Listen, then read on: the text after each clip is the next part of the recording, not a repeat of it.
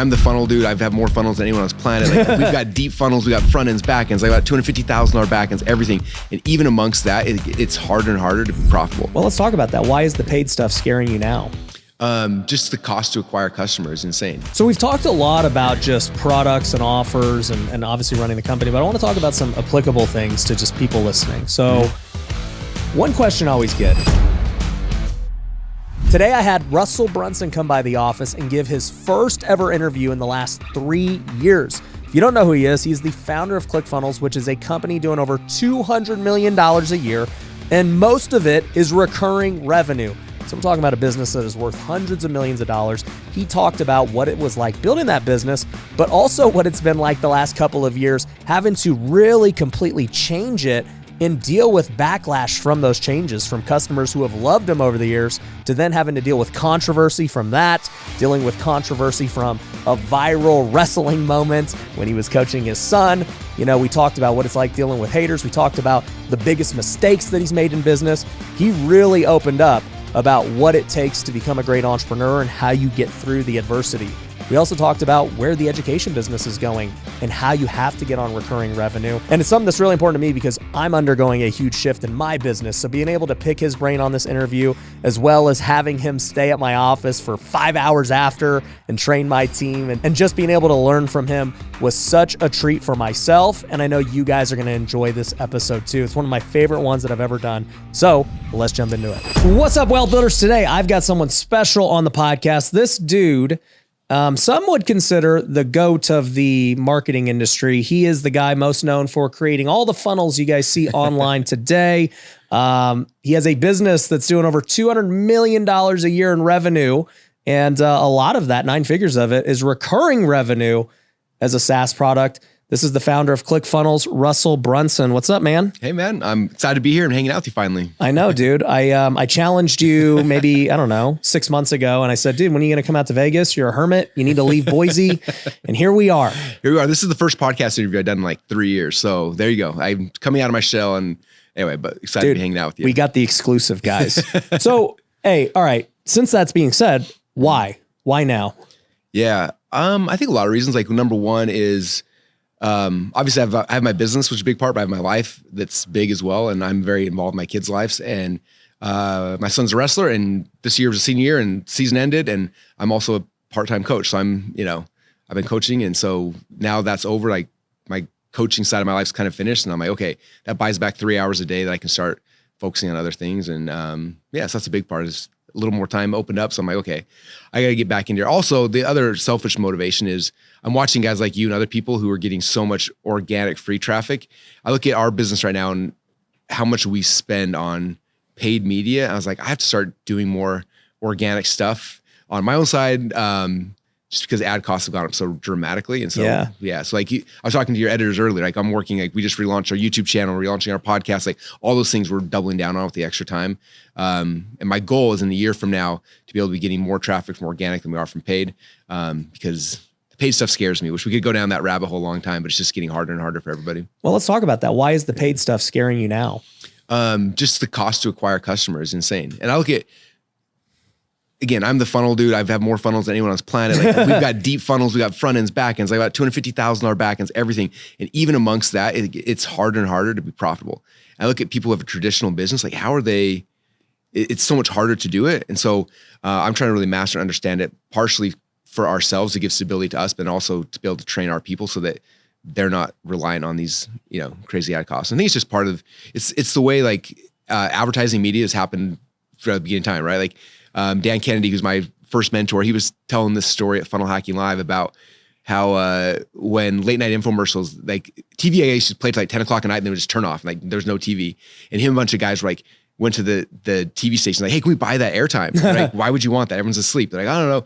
So finally they convinced some studio to let them have like from midnight till 6 a.m. or something. And they bought it for like, it's like $20 for that ad time. And they started running infomercials and they were killing it. Just like the media was free. They were the only ones doing it. It was, basically free, and they were killing it. And then the radio station or the TV station started seeing what they were doing. And then they started opening to other people, and it went from like $20 for 8 hours, segment to like all of a sudden people were paying 20, 30 grand for an hour because, more people found out about it and costs went up. And the same thing with ads. Like we started Facebook ads 10 years ago. there were a handful. Like $1. Yeah, it was amazing. And we thought it was expensive. Like, how is this possible? Now it's like, you know, I mean, we have some campaigns we're paying $10 per lead off Facebook. I'm like, God, like, how does the average person do that, right? I mean, we usually pay like $30 for an opt-in to like learn about WealthCon. Isn't that crazy? It's insane. It's insane. Yeah. So it's like, if you don't have a good funnel and good backend and that kind of stuff, like you can't play this game unless you master organic. And so one of my big realizations, I have friends right now who are 100% YouTube driven, and it's crazy because they'll post a YouTube video. That video will make them 20, 30 grand and it'll send 8,000 people to their funnel, whatever it is. You know what I mean? Like, yeah. I'm like, that side, like you're getting paid up front and then you're driving ads to your thing. Like my podcast right now, we just signed up with a sponsor who's now has all these people, they're buying ads on my podcast. I'm like, I'm making like, I don't know, it's like 15 grand per podcast episode and it's driving traffic to my funnels. So I'm trying to find out like more of those kind of things we can do where it just shifts it around where I'm getting paid to drive traffic to my funnels versus paying so much to drive traffic. So yeah. Yeah. I think it's just getting more creative with customer acquisition. Yeah. Like I've cut a similar deal like that. I mean, obviously like on my podcast, I just, I sponsor myself, right? But so do I. yeah.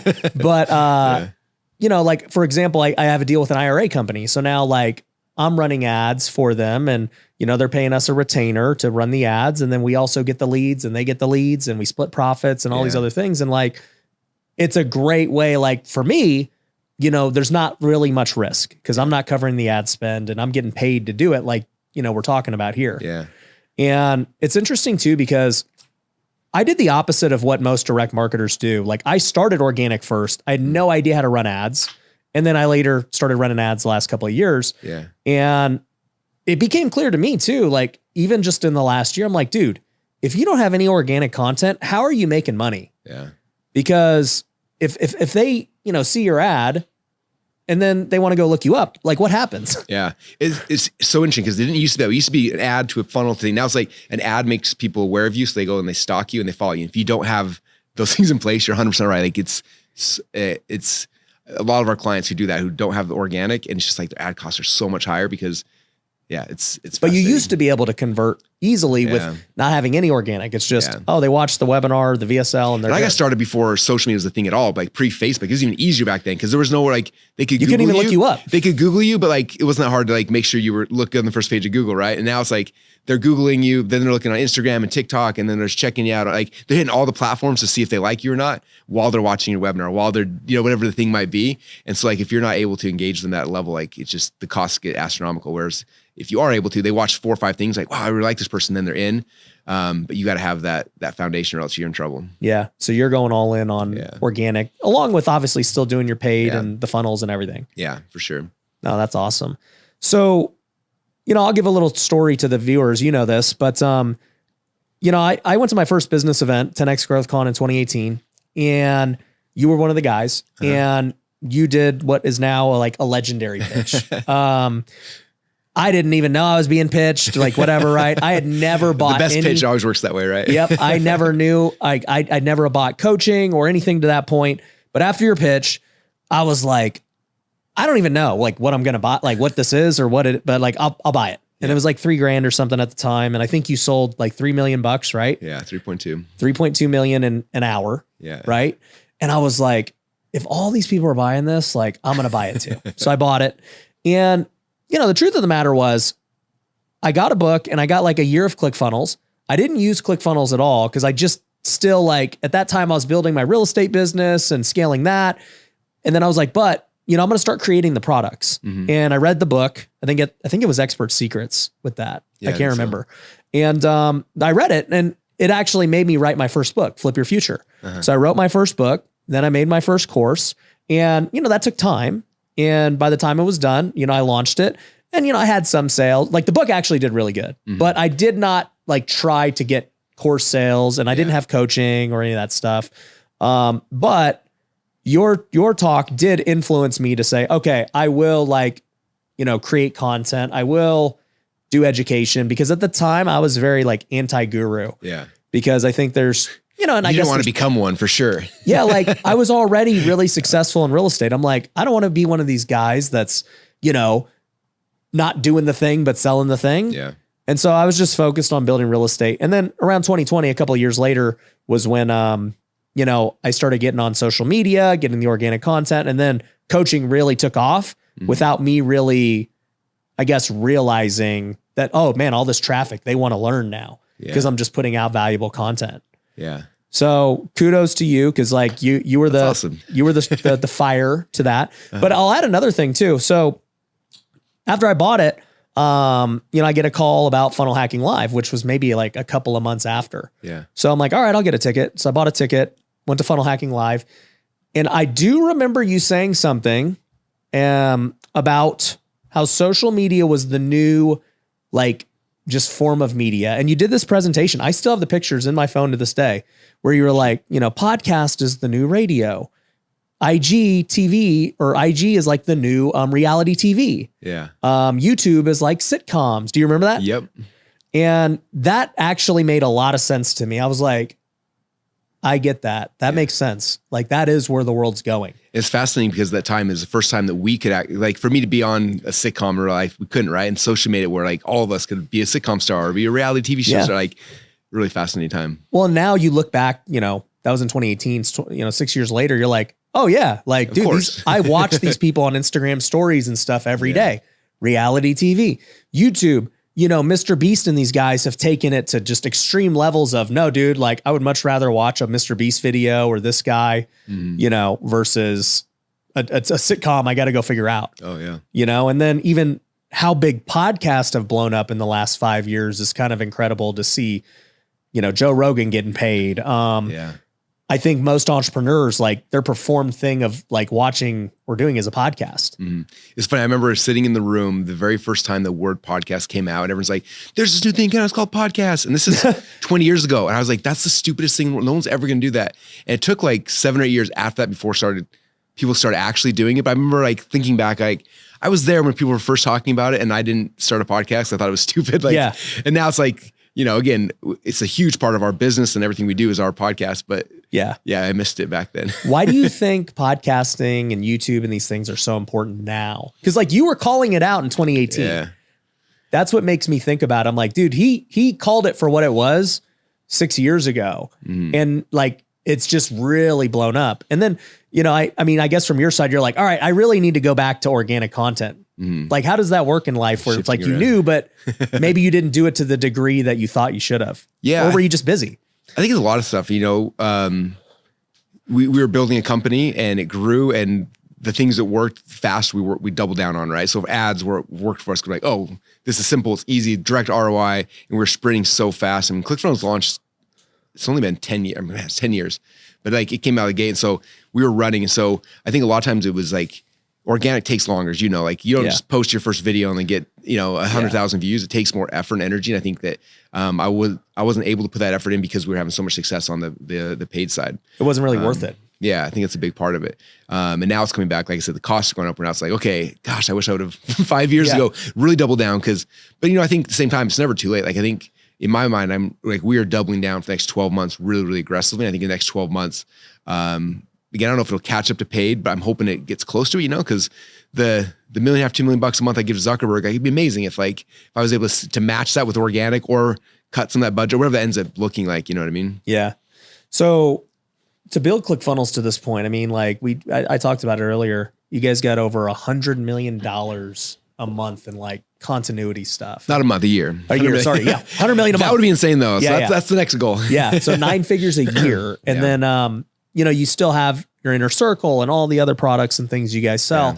Yeah. And to do that in less than 10 years is crazy. Yeah. Like from scratch with I always think back. You're not like a tech guy. I'm not a tech guy. We didn't have VC backing or funding, or we still don't. It was all just scrapping along. And it was interesting because, I have a partner who's technical. So he built the software and, when we first got done, I was like, okay, well, how do people launch software companies? And so we saw what they were doing. So we kind of modeled what software companies were doing. It didn't work. I'm like, kept trying different, a typical SaaS website. We're trying different things that nothing was working. And we were trying to do what these people were doing, not knowing at the time, the reason why they're able to do that is because they got $100 million in funding and they can spend, $300 to get a trial. We couldn't do that. Right. Yeah. And so it was almost like I tried 5 or 6 different versions of trying to make that work. And finally I was like, I'm just going to do the way that I know. I used to speak on seminars, on stages, and we did webinar. And I'm just doing a webinar to sell this. And so we put together our very first webinar, and basically the same presentation you saw at 10X back in 2018. But I made that presentation, and and did the very first, it was a live event. Someone invited me to speak at this event. I showed up and I did the pitch. And it was the first time I'd ever like actually had, I heard people talk about table rushes and I've seen videos of it. This first time I made the pitch, I was like $1,000 you get a year, ClickFunnels, and then you get all these other bonuses. $1,000 for the year. Yeah. Now it's way more, but that was the first time. And I saw people like jumping over the tables to get to the back.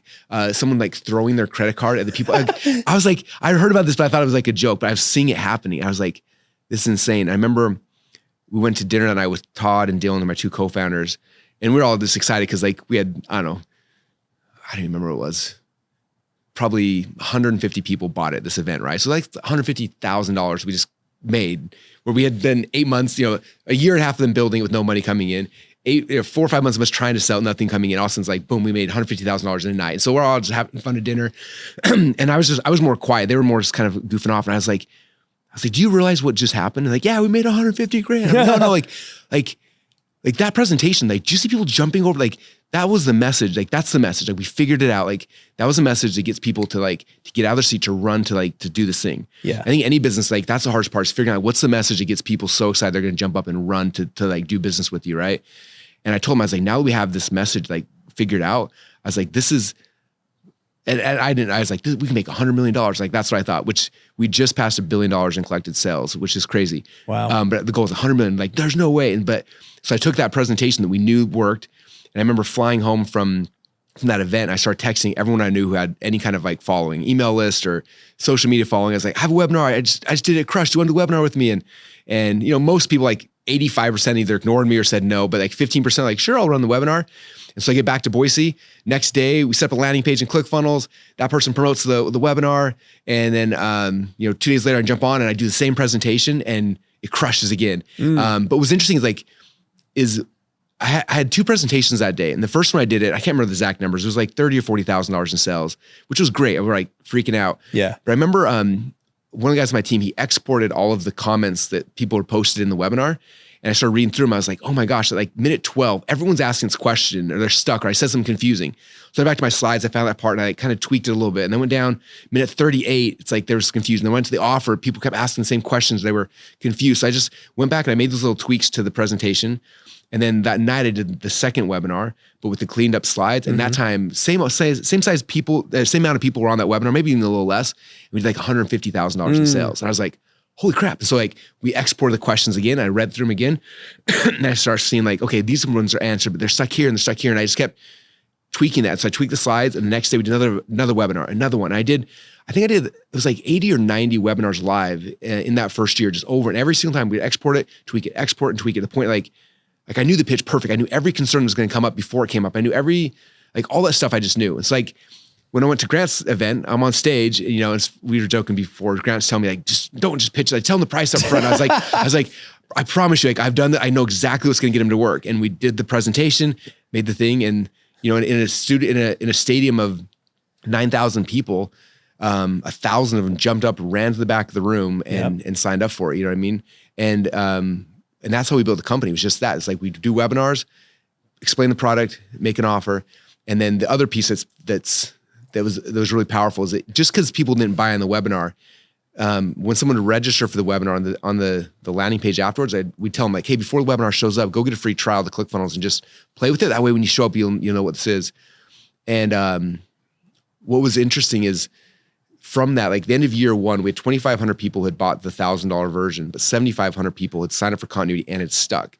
And so you look at the math on that. Most people have a webinar and they'll make $2.5 million. Like, that's amazing. But if you look at 7,500 people paying $97 a month, that's like 9 million. Is it 9 million in ARR or something like that? It's like, like there's the bulk of the money. And that was like the aha first is like, okay. Because you don't see it right away. Yeah, you don't see it, but it compounds webinar after webinar, event after event. And so like we came back to, okay, that's the model. Like we're just going to do webinars, tell people about ClickFunnels, make some money there, but then that money will reinvest in ads. And like the real business is people sign up for the trials after they register for the webinar. Yeah. And so for a decade, that's been the model. And we've just been pushing that.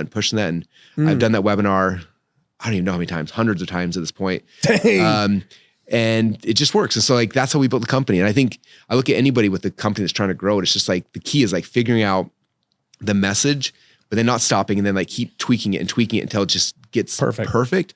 And then after you have that, then you can just start dumping money and energy into growing and scaling that thing. And so, yeah, that's kind of that's how we crazy. did it. What, I mean, obviously I think the 3 million was the most you guys had ever made on like a pitch, right? Yeah. Like how, what was the reaction at that point? Like what did Grant say? I don't think he was just like kind of confused. He's like, wow, I've never seen that. Yeah, it was crazy. We sold more than all the other speakers combined, which is crazy. Yeah. But it was interesting because like I went to the event. It was more like an ego because I knew somebody who had done $1 million from stage. Like that was like the standing record. And so I was like, okay, he did $1 million in 90 minutes. I was like, I want to be able to say that I took home $1 million in 90 minutes, or in an hour. But I was like, it's a 90-minute presentation. So ahead of time, we're like, if we do $3 million, it means my take home was $1 million an hour. So like, that was kind of the goal going into it. Yeah. But then like, it became like an obsession as we were working towards it. Cause like, okay, if that's really the goal, like, what are we going to do? And this is like, I think where most people miss on their goals is they don't pick a definite purpose. Like, this is the thing I'm going to do. They're like, oh, I'm going to try to be successful. For us, it was like $3 million in 90 minutes. That's the goal. We have to. And so like, we spent so much time reverse engineering, like, how are we going to do it? And we're in the stadium, this huge stadium, right? And we're like, we talked about this, Grant's like, had everybody like buy on their phone. I'm like, no, do not buy on the phone. Cause then the internet could, like, what if the internet doesn't work? What if this doesn't work? Or what if like there's no social proof? No one's moving. So I was like, we have to do paper forms. And they're like, well, how are we gonna get paper forms out to like, it's Mandalay Bay, this huge stadium with seats. Like, how are we gonna do that? It's like, well, okay, well, what if we like put an order form in everyone's chair? But like, then they know we're selling them something. So it's like, and then like, if they have an order form, they might have a pen. How do you get them to fill out an order form? So like, okay, we figure out a way. How do we get an order form on their chair with a pen, but not let them know it's an order form? Like, how do we sneak attack it? So we made these little, like, these things where it's like, it was like this envelope and you open it up and there was a spot to take notes and a pen. But it was like sealed and had a big sticker, like, don't open this till Russell Brunson presents. And then we tried to get them on the chairs, but they were sliding off people's chairs. So we had to go out, buy these bags, hook on the chair. And it was this whole like reverse engineering every possible scenario, right? And it was cool. It's like when we did the presentation, everyone had this thing. I had them open the presentation, pull out the notes with the pen. So I had a pen in hand and notes, they're taking notes. Yeah. And most people didn't even see the order form in the envelope because I didn't address it. So we're going through it but we're thinking through all those pieces. And then we're like, well, how do we get people, like, where are we going to set people up to run? And how are we going to like, it's just really choreographing all the different pieces of that to make it happen, And I think, and then when it actually happened, it was nuts because it was just like, I can't believe like we actually did that. I think a lot of times people don't choreograph the process well enough. They go out and just kind of shotgun approach and hopefully it works, And I think on my side, I was trying to think through all the little pieces. Like, how do we create the experience of the event in a way that like gives people the greatest like happiness, but also like sets up the sales in the greatest way. And there's, the choreography of that's so huge. Well, I think like the thing that sticks out to me is you guys, I mean, you'd already done 100 of that presentation before, So it's like me watching it from the audience. I don't know how many times you've done this thing or whatever, or like, anything, but I'm looking at the end result and I'm like, dude, that guy killed it. And you don't see all the work that you just explained. I had to, you had to do 100 of them for the year before. You had to think about the bags and the order, the envelope, like every minute detail that could affect the conversion. You had already processed it in your head. Yeah, for sure. It's even like I watch people, I try to coach people now who like want to speak from stage or do webinars and like half times they're just winging it. I was like, there's presentations I wing. Like when I'm teaching and training at my big events, like I got a direction I'm going, but when I'm selling something, like it's scripted. Like I know exactly where I'm taking my drink of water. I know when I'm laughing. I know the joke I'm going to land. I know like none of that's left to chance. Like it's too important to leave to chance. Like I got to just make sure that's, it's not script like I wrote it out and I memorized it. It's just like, I just know the pacing. I know where it's supposed to be. I know, and you can feel it. And it's just interesting because I see people who leave a lot more of it to chance. And some days they have big sales days, other days they bombs. And it's like the same presentation. They don't know why. And it's just like, because they're going off script. And it's like, yeah, when you're trying to execute a sell, like the script is the key. Yeah, I am very guilty of being the other guy.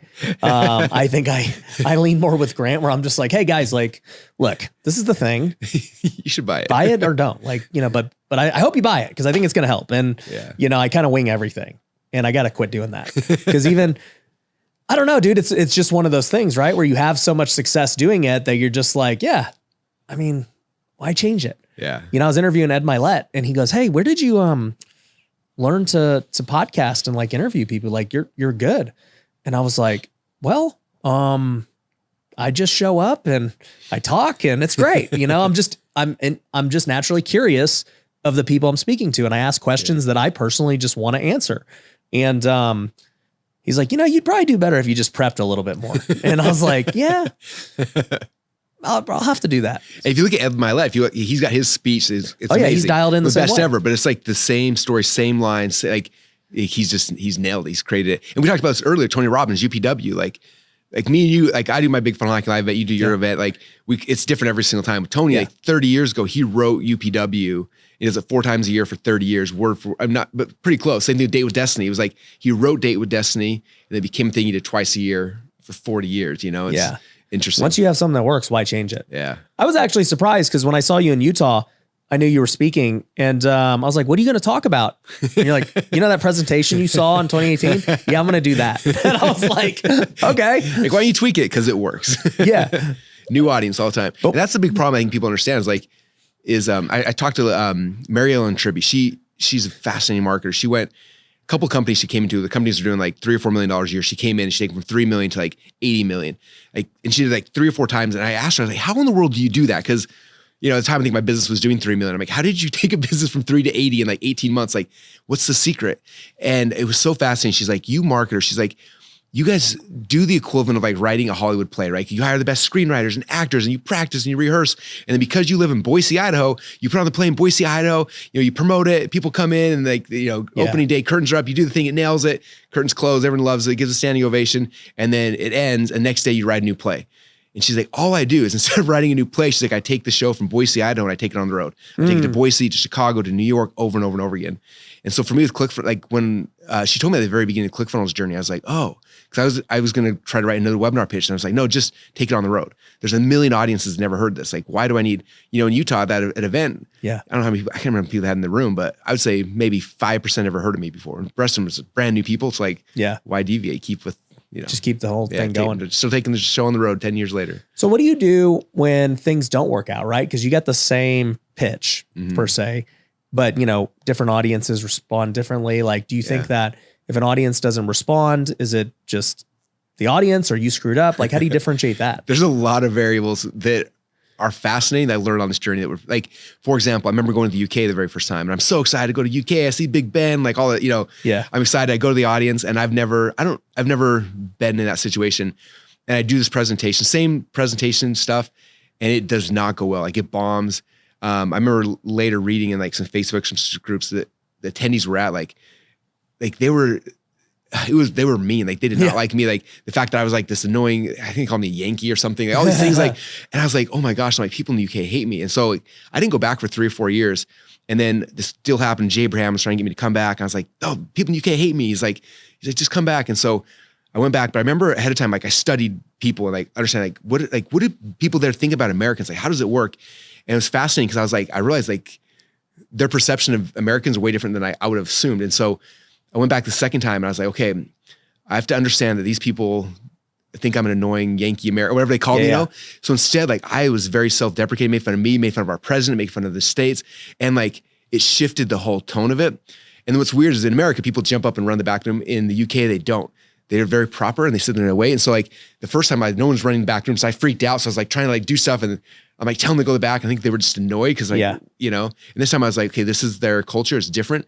And by understanding the audience ahead of time, then we crushed it that time. And so that's what I've learned biggest, even going to audience, like I hate speaking the first day in an event. Like I hate when promoters like, can I have your slides? Like you've done this webinar a million times, give me the slides. I'm like, no, like I want to sit in the room. Like for grants, I spoke strategically on day 2 before lunch. Like that's the spot. Cause I wanted a day and a half to like sit in the audience and like understand the audience. I was sitting in the room amongst all these people listening to the speakers, interacting. I was changing slides and tweaking stuff based on like what was happening in the room.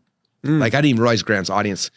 Like I walk in and like everyone's decked out in suits. They're all alpha males. I was like, oh, this is not like my normal audience. My audience is very mixed, male, female, like all that kind of stuff. I was like, this is just online people. These people are like 100%. Salespeople. Yeah. And I was like, and so I shifted. If you watch that presentation, like I had to shift the pacing. Like usually I'm more like, I'm kind of playing with the audience. This was like, I had to take command of the audience. Cause I was like, if they don't respect me immediately, like I'm screwed. Yeah. Cause these people are all alphas. And so like, I had to take control of the audience. Like, it was all these things I shifted to be able to make sure that I could captivate their attention, their trust out of the gate.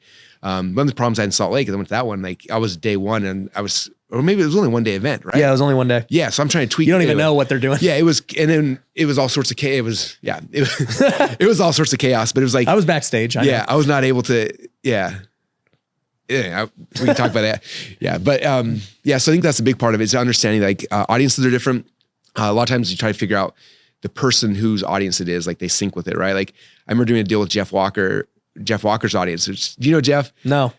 He's a big product launch guy. He's amazing, but he's very much like very calm and very, and like his whole team he worked with, they're all like synced to that level. And his audience are all very calm. And I'm like crazy. Like, dude, it's this like, guy's a nut. Yeah. It's like, when I work with them, it's like, I have to change how I speak. I have to be a lot slower or else they just think I'm this nut, Yeah. So it's like a lot of times it's syncing with the person's audience and like mirroring and matching their energy levels as you're presenting to be able to, and then sometimes it's just, sometimes offers fatigue. Sometimes the webinars at work, like, well, that's what I was going to ask about. Cause like, okay. So in Utah, that was the last time I've seen you pitch. And like, I was just thinking in my head, I'm like, okay, everyone in this crowd is like some young kid that's like in door-to-door sales and like hustling and sell. Like, I don't know that they need ClickFunnels. Like that was my perception. I'm like, I don't see them like making online stuff and like creating offers. Like I see them just hustling, trying to go get sales. Cause we're in Utah, the door-to-door capital of the world. Yeah. And it was just interesting for me to watch. I'm like, I don't know how this is going to go. Yeah. I think if I had more time to tweak, and then also like my demo didn't work. Like they forgot to download the web. Like anyway, there was so much chaos tied around that. But yeah, there's definitely, you have to, Dan Kennedy, again, my first mentor, he talks about message to market match. Like you have to match that thing. And so like those who aren't willing to put in the time to like make sure the message matches, it falls. I think that was a good example for me, like not having enough time to like match the message. The whole. What do you think of offer fatigue? So like, to your point, you're selling ClickFunnels as like the core offer. And then obviously you've had your different coaching programs and things too, but like, does ClickFunnels fatigue? Do you have to keep changing it? Like, how's that work? Yeah, and that's the hardest thing. I've been selling ClickFunnels every day for a decade. It's just like, how do you make this sexy again? How do you talk about it differently? But there's always new audiences coming in. But I think a big part of it is the core offer doesn't shift, but everything around it does, right? So, you see this, I'm sure, with social and like paid ads. Like paid ads, I was reading this. One of my friends went to Facebook's agency, whatever, and they were sitting with there and said that Facebook wants people to update their creative on their ads every 1.5 weeks.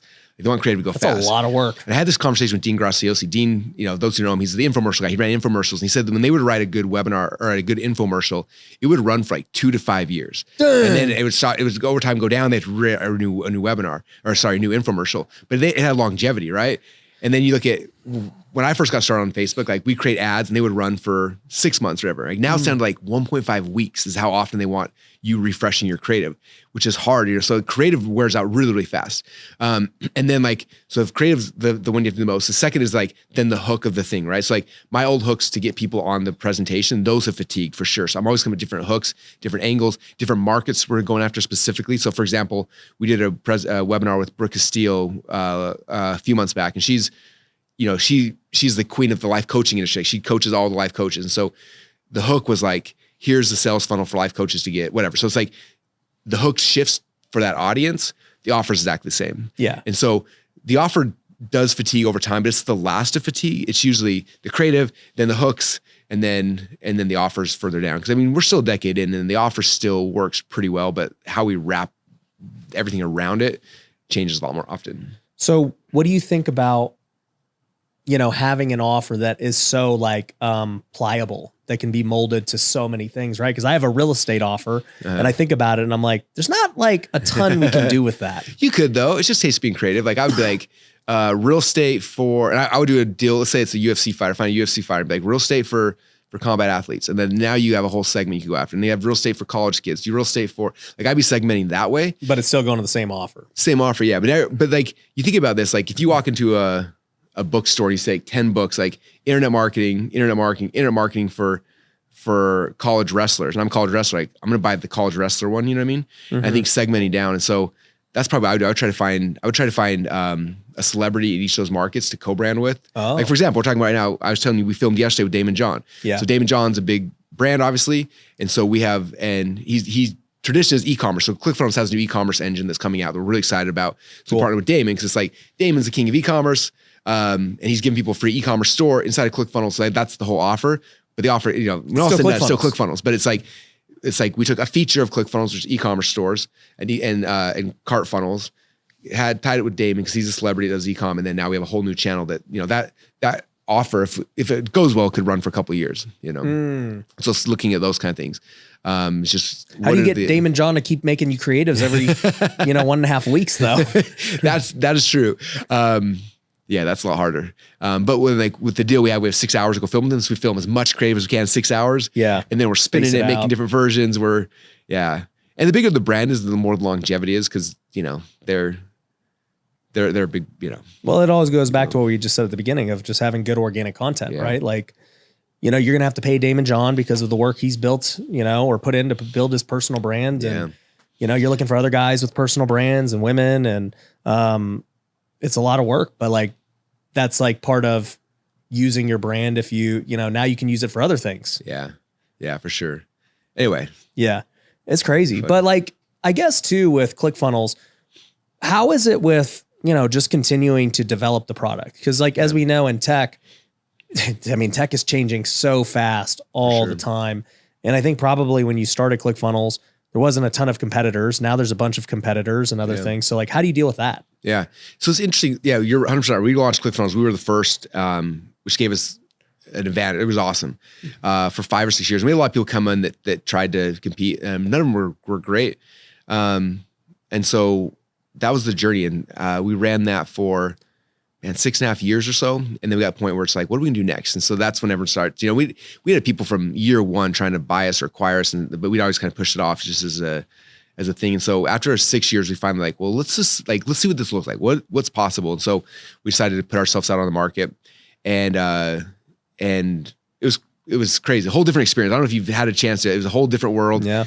A whole set of new sharks that are way smarter than you. You're just like, I feel like I'm walking into like, you know, they're smarter than me. I know. But so we did that whole process, spent a year going through it. And it was fascinating because you start with, 100 companies and it goes down to eventually you come down to a couple and they're bidding against each other. And we ended up getting a couple really good offers that were like, oh, this could be potentially good. But it also was like, we knew some of the competitors were coming in and stuff like that. And it was like, I felt like if we would have sold, the people who would have bought it, I don't think it would have been around in 5 years from then. We would have had an exit and a payday. We knew what we wanted to create to make it something that's going to be around for the next 20 years, but it would require us rebuilding from the ground up. And so we decided to decline the offer and then to rebuild from the ground up, which was one of the hardest things I've ever done. We thought it was going to take us a year to rebuild. It took us 2 years to get to the point where it was working for us internally. And then we rolled out to our customers. We definitely rolled it out earlier than we should have. When you're using a platform, you don't see the bugs. When we did our big launch, we had 18,000 people sign up in a day. And all of a sudden we realized like, oh my gosh, like there's way more bugs. We start stress testing. Yeah. So it definitely was a year of us just getting under that under control, which was brutal. It was hard. We lost a lot of people because of that. So that was hard. And then we spent the last year since then really making it, I'm really proud of it now. Like, in fact, we're running, we're putting through, on one of our businesses, 20, 30 million a year, one of them over 100 million a year. So it's working, it's stress tests, like it's awesome.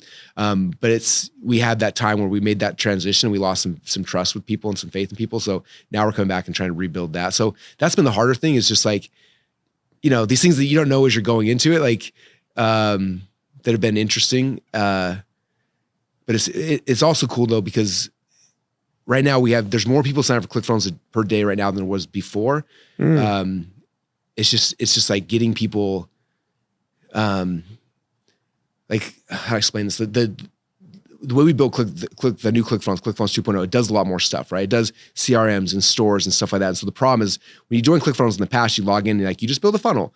Now it's like, you can do all these things and like, there's so much confusion. So we've been working really hard to like strip out the confusion. And like, in fact, one of the big updates coming out I'm really excited for is like, when you join ClickFunnels, it just has funnels now, just like ClickFunnels 1.0, but it has all the other apps that you can opt into them. Yeah. So it's like, you have to opt in to complexity. Yeah. And so that's rolling out right now. And like in the e-commerce stores and like, there's so many cool things. So it's in a really good spot now and it's growing again and it's been fun, but but that was a big stressful thing. couple of years. 100%. It was like we had to to get where we needed to be. We had to take, first off, we had to say no to hundreds of millions of dollars, which is a mental stress. Did you ever regret anyway. when you're going through the stress? 100%. Yeah. The times you're like, dude, I times, should just take that money and bounce. Yeah, for sure. And it's tough because you're like, man, we're in the eye of this and, getting beat up by people left and right. But it's just like, saying that we believe in what we're doing. We believe in the direction. And and so it's just been, it's been one of those things that was brutal. I think, again, we thought it was like a year. It's been 3 years.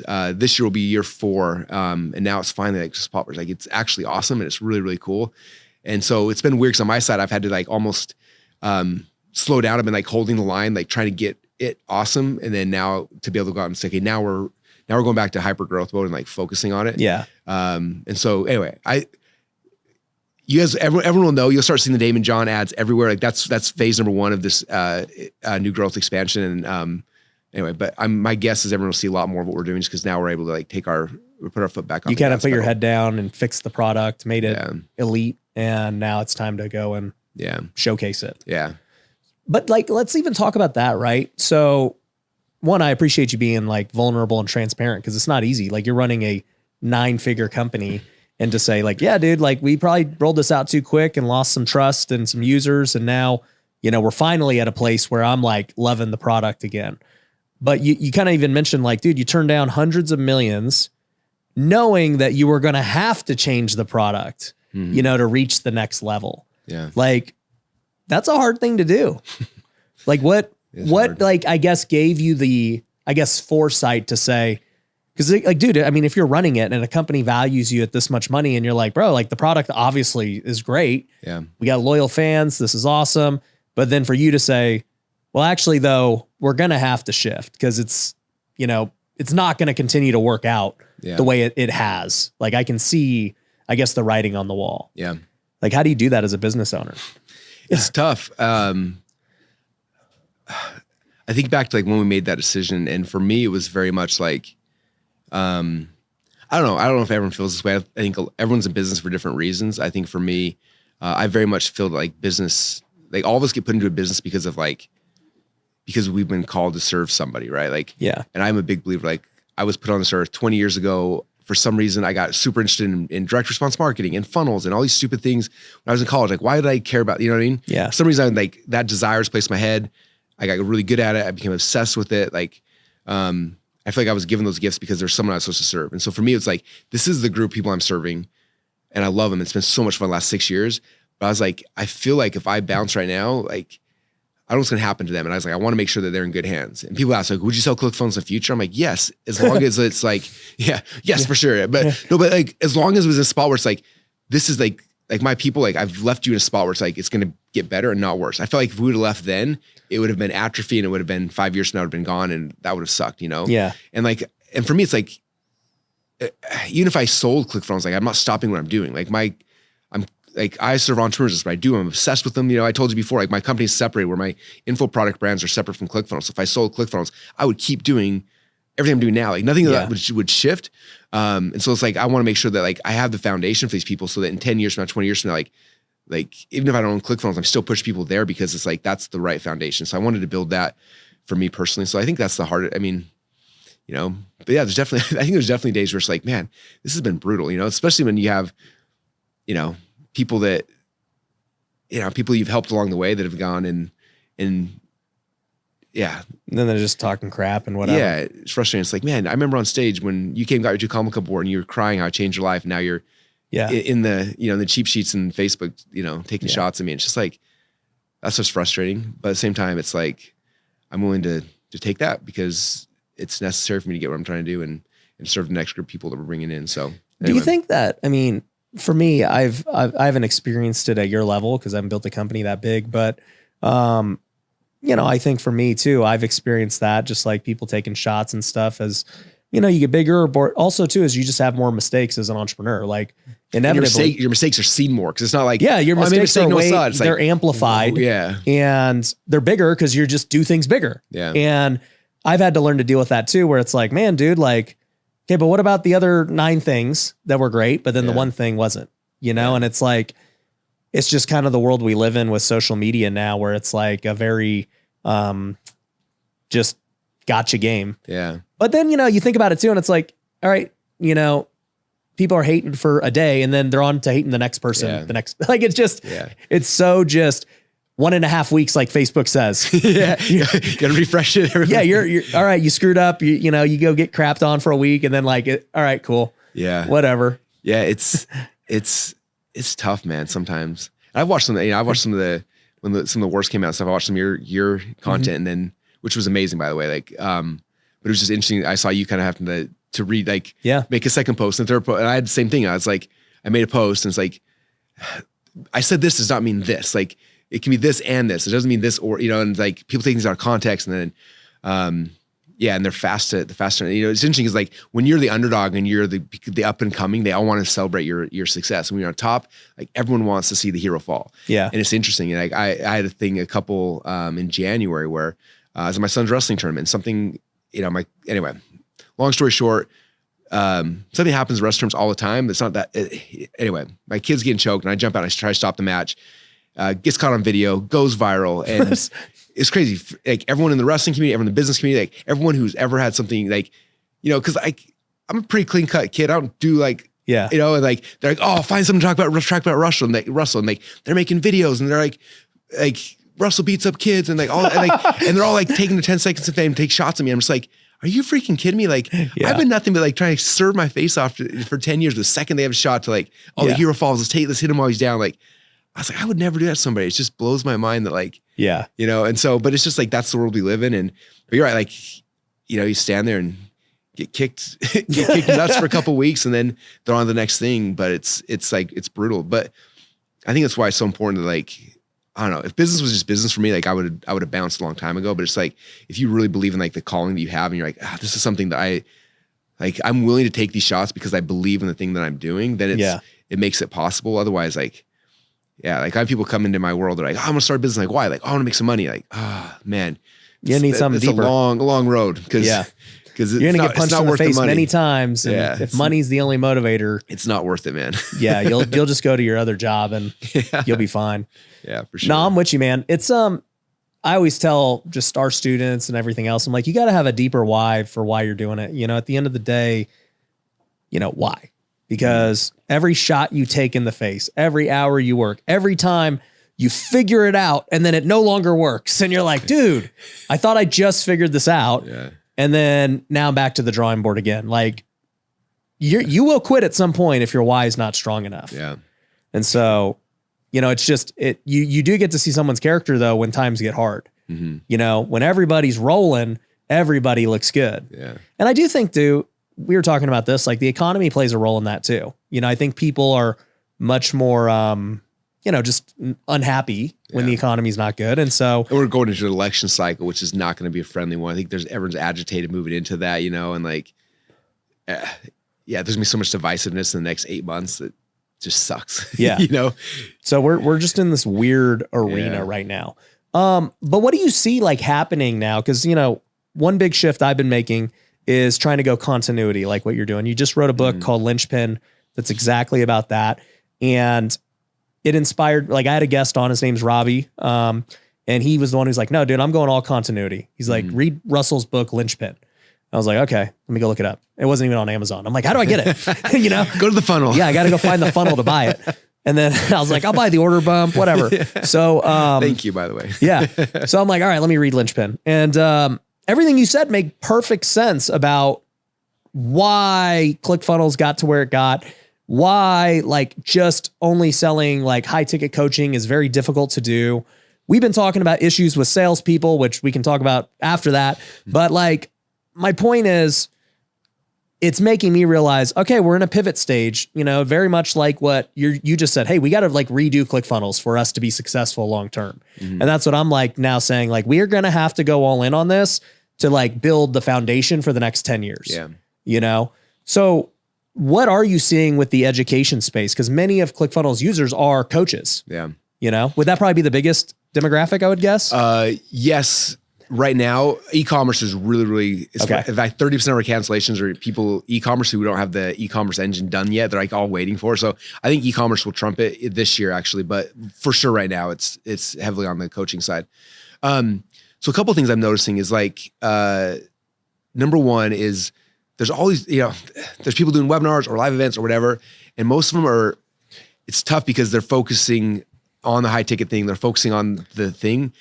But it's tough because to do something like that, they have to ramp up. They have to ramp up ad spend, support, staff, salespeople, everything. So they do this, they ramp up the cost to do this big event. They make a bunch of money, but then they have the cost. So they got to pay, it pays for all the ads, pays for the people, but then they have these people, right? And they got to keep paying for these people. And now they're like, oh crap, I have this overhead now of $150,000, $200,000 a month. No, exactly. And so then they're like, okay, well, I got to do an event because I got to pay these guys. Yep. And so they're like, oh, scram, next thing, do the event, pay the guys. And then, so it's just like ebb and flow of like up and down, like feast and famine type thing. And so what the continuity does, like the people they're doing, like, and I've been preaching this really hardcore in our community for last year, it's just, it gives you the stability. You know what I mean? Like, I love the fact that regardless of what I do today, every morning I get my text from Stripe that says how much money I made the night before. It's like I wake up in the morning, my continuity income comes in. It's like, I made $250,000 today, whether I do anything or not. Today. And it's just like, sweet. And then you can go and try and do stuff, right? Yeah. Versus like, okay, I got overhead. How do I pay staff today? Like I've been in that cycle so many times. For the first decade of my business, that was the cycle. And it's just so much stress, feast and famine. And when ClickFunnels came out, it was the first time I had a continuity that were consistently growing. And it was a spot where it's just like gave us stability where I could rest, I could relax a little bit, I could spend more time with my family, I could take off half a day for 6 months at a time to be a wrestling coach, because that was happening no matter what. And everything else was just gravy on top of it.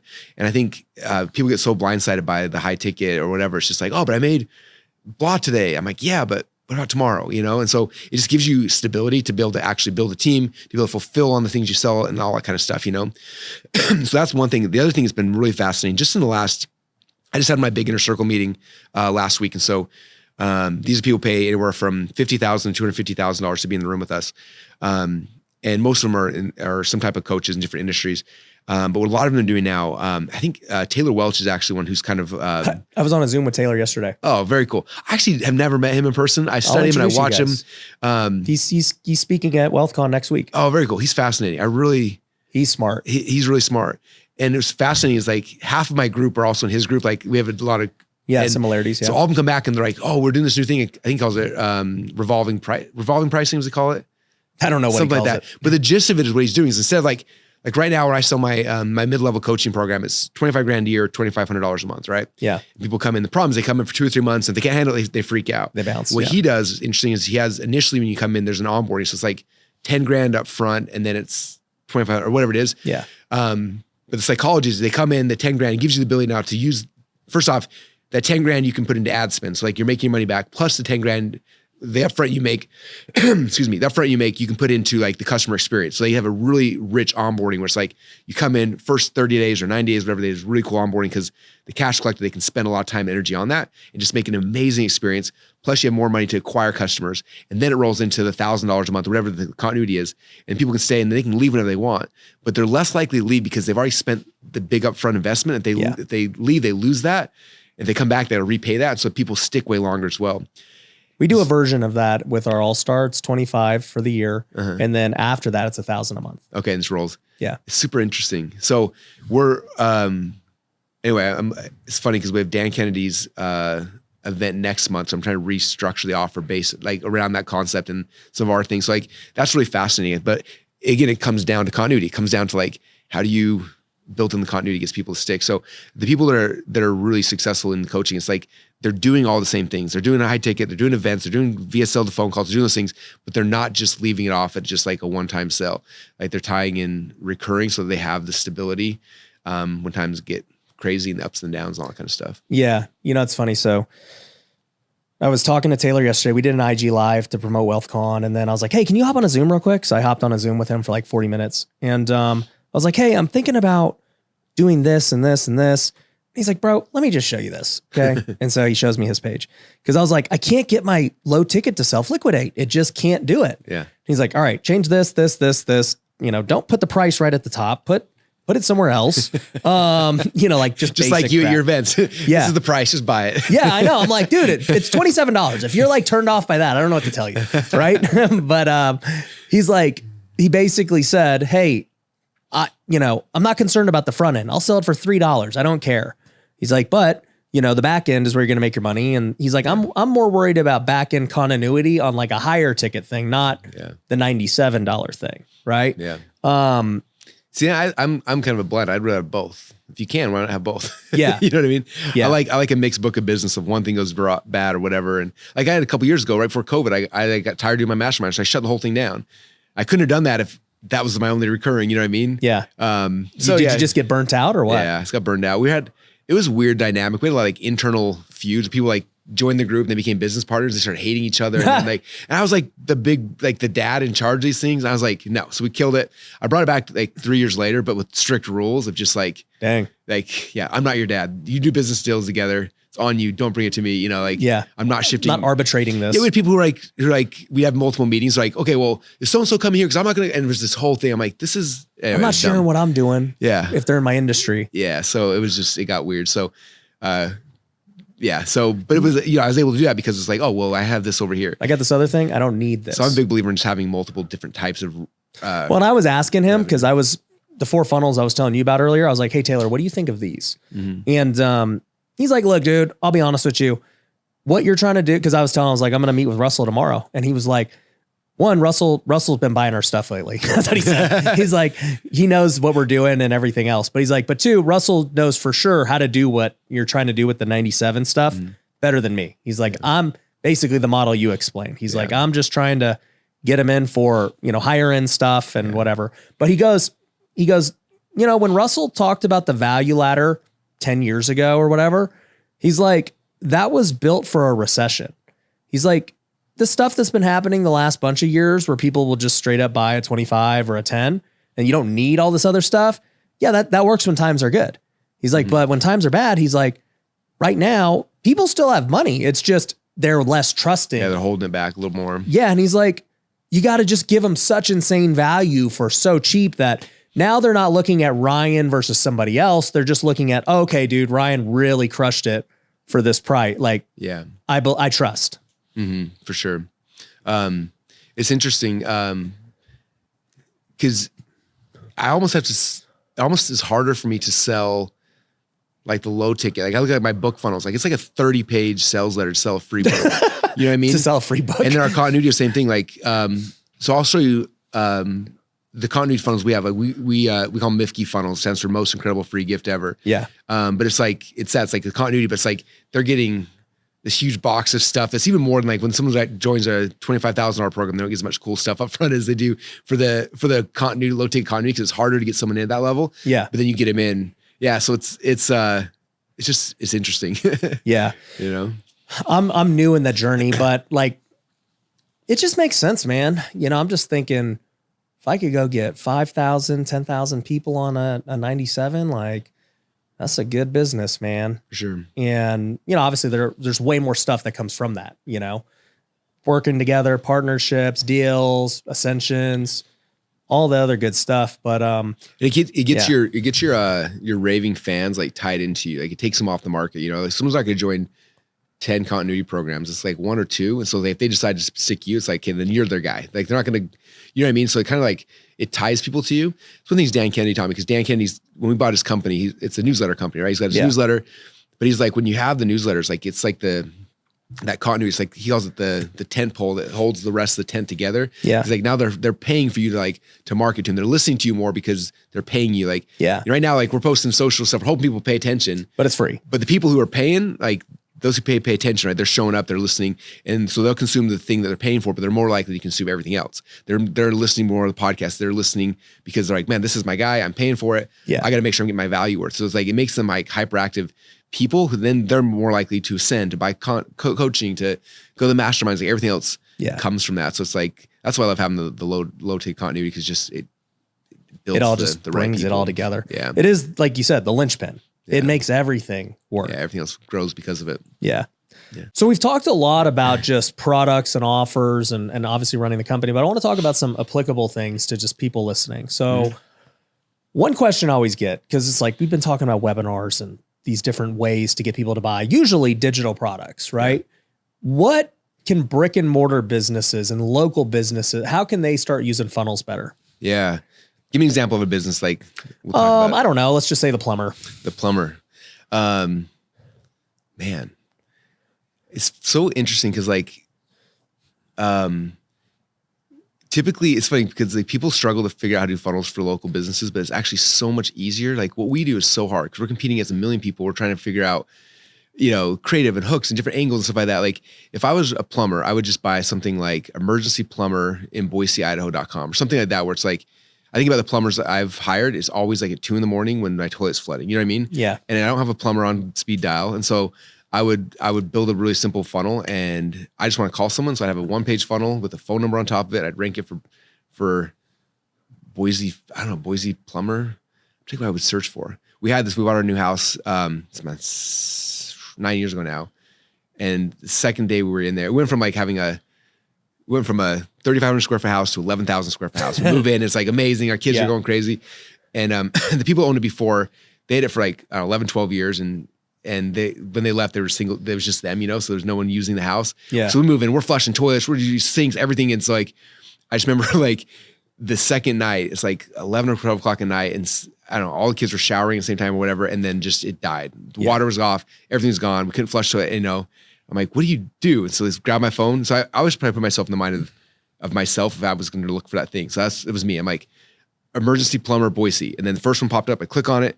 And if there's a phone number, I click on it, try to talk to someone right now. I don't want to fill out a form, So thinking through that, reverse engineering, like how I'd want it to do it. And then just making sure you're there for the keywords. And that's it. Like, it's pretty simple. Like you don't need a complex funnel. You need a landing page. You don't need VSLs or content. Yeah. Yeah.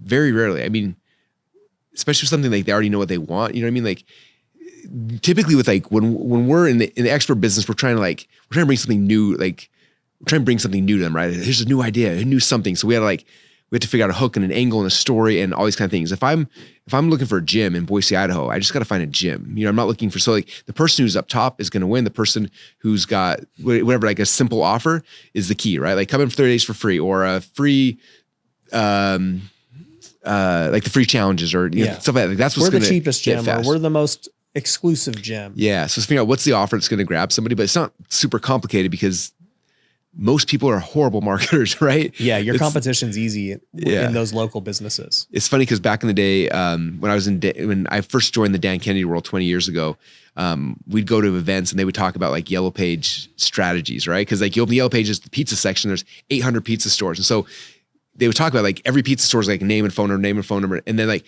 there one person would buy a big old ad that's like, hey, get a free topping when you call it, and like that person would get 99% of all the business because it's like the only ad amongst all the other things. And that's the same thing here. It's just like, how do you dominate the Yellow Pages? Like you used to be a little bit better than everybody else, right? Yeah. And it's not hard to rank locally for almost anything, buying paid ads, click to call, like stuff like that. So that's like a couple things. The one thing that I think if I was in a truly local business, like a local area, that I would try to do is I would, in fact, I have a realtor friend who's done this in Boise. He does really well. He started like a Boise luxury newsletter where you sign up for it. It's like every single house in Boise, Idaho, it's over $1 million. He sends them out each week so you can see like the cool things, right? So he launched this, a whole bunch of campaigns and promotions for, I don't know, 6 months in Boise, and he ended up building a list of like 5,000 or 6,000 people who want to see the most expensive houses. That's a super qualified list. And it was super. And then every Friday he sent an email out, and it would be like, "Here's the 5 coolest expensive houses from the MLSP or whatever." And what started happening is number one, everyone started coming to him to list their expensive houses, and then everyone's buying through him. So he's getting just from a stupid little newsletter. Yeah. And so I was like, if I owned a gym, I'd do the same thing. But I would say, okay, I need to find 5 or 6 partners. So I own a gym. I'm going to find a yoga place, a juice place, like what are all the places that like the gym person goes to, right? I find like 10 different businesses. I go to all these businesses like, hey, I'm going to start a newsletter, getting fit in Boise, Idaho. And what I'm going to do is every single person comes in my doors, I'm going to put them on this newsletter. I want you guys to all do the exact same thing. And what we'll do is every single week we'll promote a different one of the businesses. And then what happens is you start capitalizing on foot traffic from 10 different businesses, all building one email list. And then one day you promote the gym, next week you promote the juice place, next week you promote the yoga studio, and everyone's just building this list. And pretty soon you have a list of, 5,000 people in Boise, Idaho who are health and fitness related. Then it's like, I'm going to make my own supplement brand to launch these people. I'm going to do my own yoga retreats, like whatever it is. Yeah. Those are some of the ideas I would do if I was running a traditional local business, Okay. So that's the traditional local. Now, what would your advice be today to somebody who's trying to now do an online business? Mm-hmm. I guess you could say e-com or you could say coaching, like how would you start today? Because I'm going to imagine it's probably a lot different than when I heard your first speech in 2018 compared to like, oh, well, now social media is a huge part of like today. We're talking about organic content. You know, you're talking about continuity. You understand that, like, would you start with a continuity? Would you start with high ticket? Like, how would you do that? Yeah, I think so. The hardest thing is, initially is building an audience, like to get people you're able to like talk to. So my first step would probably not be like, let's launch Instagram channel and start posting. Like it would be in there, but it wouldn't be the first focus because it's gonna be so slow. My first thing would be like, hey, who's already has eyeballs of the people that I want to talk to, right? So probably the easiest way to do that is I grab my phone. In fact, we're launching a new business right now on personality profiling. So I literally just did this. We grabbed our phone, opened up the iTunes app, and then we found the category that was closest. It was like the personal development industry, right? And iTunes ranks podcasts from 1 down to top 200, right? Yeah. So we have 200 top podcasts in personal development. I looked at that, and there was only one in the 200 that had anything to do with any kind of personality stuff. I was like, sweet, we have an angle, right? I always look at like in every market, there's an ecosystem. And what most people do is they try to come into the ecosystem and copy somebody else. Like, oh, I'm going to copy someone else. What I try to do is like look at the ecosystem and like, okay, like this business or person or brand or podcast is all about this topic and all different pieces in the ecosystem, right? Like, again, I'm not a real estate guy, but I assume in the real estate market, there's probably like guys who do wholesaling, and guys who do flipping, and guys who like all different people. So like, there's kind of this ecosystem. In my world, in the online marketing world, same thing. There's people who focus on social, and then paid, and then funnels, and then webinar. Like, there's all these things. So I'm like, where do I fit in this ecosystem where I'm unique? I have a unique, different message than everybody else. Because you can figure that out, then you have access to everybody else's platform very, very easily, right? Because people have podcasts looking for content, and if you contact them, you're like, hey, you've got a person, you have a relationship podcast, you get 1 million views a month. And my guru for our business, she does personality profiling. Like, she can come to them like, hey, can I do? I have a really cool process we can teach your people on how to do personality profiling for the relationships. They can figure out how to, connect with their spouse and whatever, right? Like, that's an interesting topic now for relationship podcasts. You can go to business podcasts, like, hey, I can show you how business owners can use personality profiling to hire better. Now that's an interesting hook for business podcasts. And like, we can take her hook and we can hit 100 different podcasts. And if we get on 3 or 4 of those podcasts, like, now we have a business. As a guest or as a sponsor? As a guest initially. Okay, ideally guest, coming in. Because guests, as long as you bring a unique angle, unique hook, like that's what most podcasters are looking for, is just, it's just like TV. Like by the way, we use our personality profiles for hiring and everything. Me too, dude. We could geek out on that for days. I love that stuff. We use Predictive Index. Okay, I like that one. Yeah. I like DISC and Enneagram. I like all of them. So we usually... I just interviewed Patrick Lencioni. And he has a new one coming out too. That's really cool. This is fascinating. So I don't know if you know, like, I'm obsessed with Napoleon Hill, but he wrote a personality profile back in the 1900s. I got the original copy of it. Whoa. And his actual test results. So I'm trying to reverse engineer that into like one someone could take online. That's kind of cool. Well, that is cool. But yeah, that'd be the game plan. And now it's like, now you're getting people's podcasts, and then you can push to whatever your socials, like push to your own podcast or push to your... You can chop it up into content, into ads, social proof. For sure. But that's how you start. Is like, you have to get an audience, and building one's hard. So it's like, I want to go leverage other people's audiences. So podcasts are easy. Social, it's just like, but you have to come in with your own like angle, your own hook. Like, what is the thing that you do that's different than everybody else's? So it's really doing your homework and understanding the ecosystem. Do you think that, and like, this is a hard thing for me to teach because I never did any of those things. Mm-hmm. Like, obviously, being on a podcast is great. And so like, I've been on lots of podcasts, but I always did from the jump. I was like, I'm going to build my own foundation. Mm-hmm. I'm going to I'll build my own stage. I'll build my own podcast. Yeah. I'll create my own traffic. I'm not going to rely on anyone. And literally to this day, my affiliate income is like non-existent from both me affiliating other things and then people affiliating my stuff, because I just don't try. Yeah. And how many podcasts have you been on? I mean, I've been on most of the big business ones, but like, I should try to be on them more. What percentage of your audience came from that though? I don't think a lot. I think it's all come just organically because like up to this point in the last 4 years, I've gotten over 1 billion views myself organically. So I don't know what 1 billion views is worth, but like they find it. So like, sure. If I've been on the Bigger Pockets podcast, which is the biggest real estate, 3 times. Mm-hmm. And I don't know how many downloads or views that got, but I do know for a fact when I was on it the first time in 2018, being unknown, for sure. Yep. Huge for me. At the time I didn't have education or anything to sell, but like huge thing for me. But then, thereafter Like at that point, like most people kind of like already knew me in the real estate space. Maybe some new people. It's like a launch pad. It's how do you, because again, the whole goal is I got to acquire an audience I can sell to, right? So it's like starting that from scratch is hard. It's very hard. But I do think what's interesting I found is that like, is that people don't switch media. Like people have their favorite thing. Like people listen to podcasts. Doesn't mean they watch YouTube. People watch YouTube. Doesn't mean that they watch podcasts. And so what we found is like if the platform I want to create is a podcast, then I'm going to get on everyone else's. Because like, I don't know about you, the way I consume podcasts, I'm subscribed to 4 or 5, I listen all the time, that's it. And the only way I get introduced to new ones is when somebody on a podcast comes on who's fascinating me, then I go find that person. But there's no, like, I don't see a Facebook ad to come on a podcast, right? Yeah. Same thing YouTube. Like I'm not Instagram. And I mean, there are people who go from Instagram to YouTube, but it's shockingly small how many cross over. But people who are on YouTube. So if I want to grow a YouTube platform, yes, I'm going to go post my channel, my thing, but then I'm going to get as many other people's things as possible because that's how people find you. And so that's kind of the bigger thing. And you're right. After a while, you hit critical mass where it's less important. But for sure, when you're starting, 1,000%.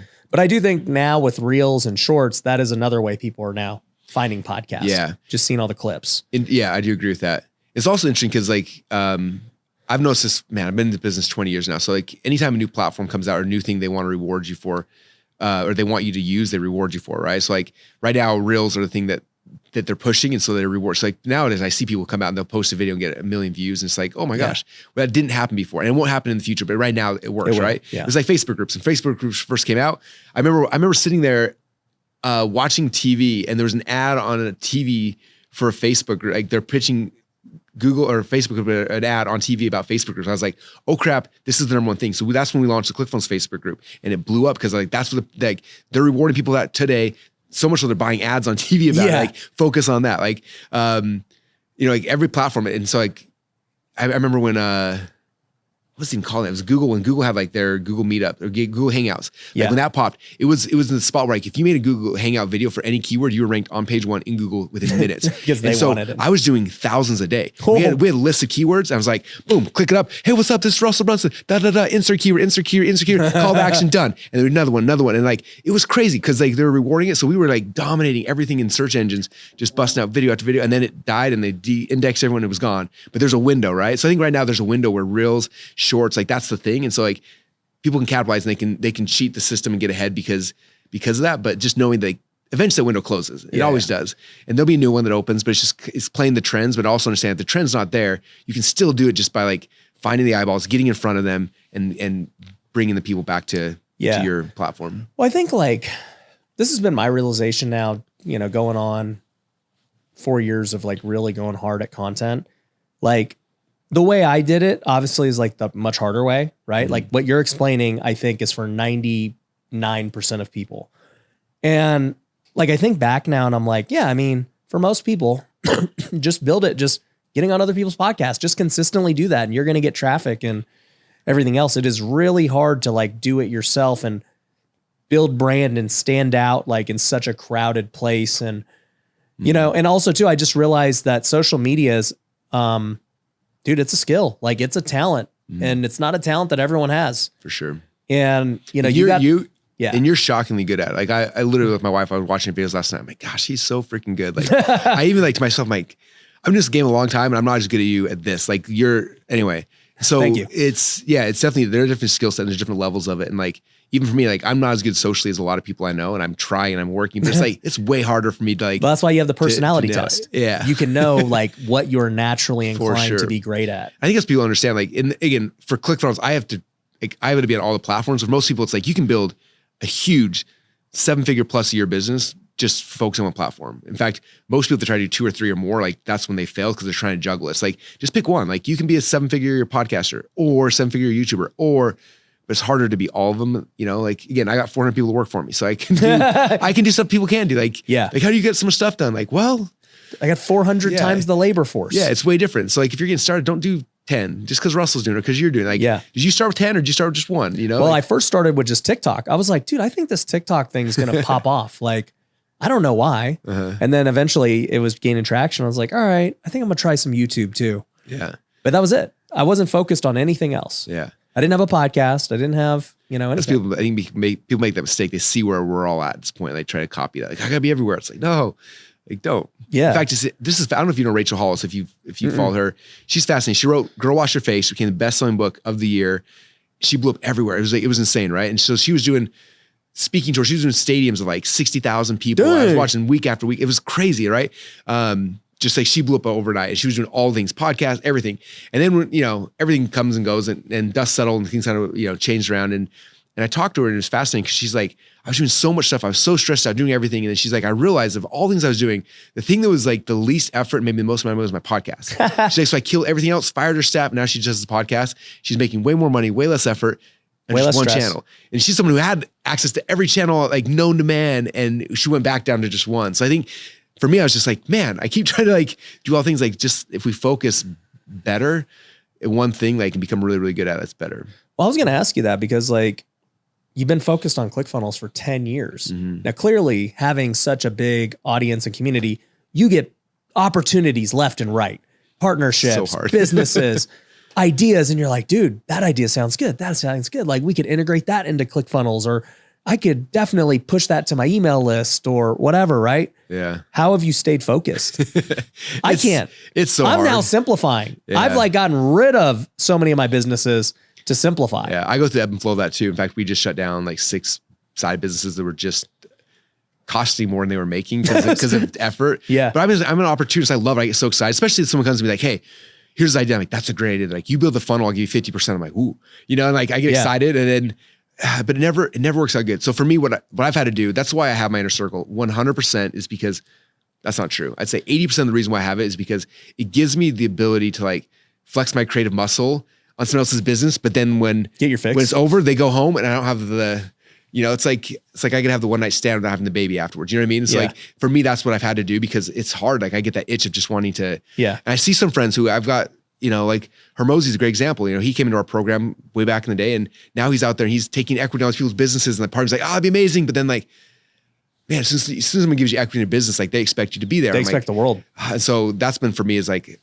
but I still stumble into it. I get excited and I, but like also too, your opportunity cost has, gotten so high where it's like, this could maybe make $10 million, but then what's the cost? Yeah. What? I could do another webinar over here and you know what I mean? Like, it's tough. And so for me, it's like, this is the, what I've looked at to like make it the thing as I look at like, who's my dream customer? Like that's who I'm actually serving. So everything I'm doing from software to books to everything's like just about this one avatar, the person I've called to serve. And so that's why I look at through the lens of just like, will this actually help them or is this my ego? Because most of the time it's just my ego. Like, oh, I could do this versus like. That's me for sure. Yeah. Versus like, is it actually going to help them more than me doing what I'm doing now, more than me doubling down what I'm doing now. So that's kind of how I try to, because like, for example, I did launch one business this year, which is a passion project of mine, but it's like, it's a personal development brand and stuff like that. But what business is this? Secrets of Success. Okay.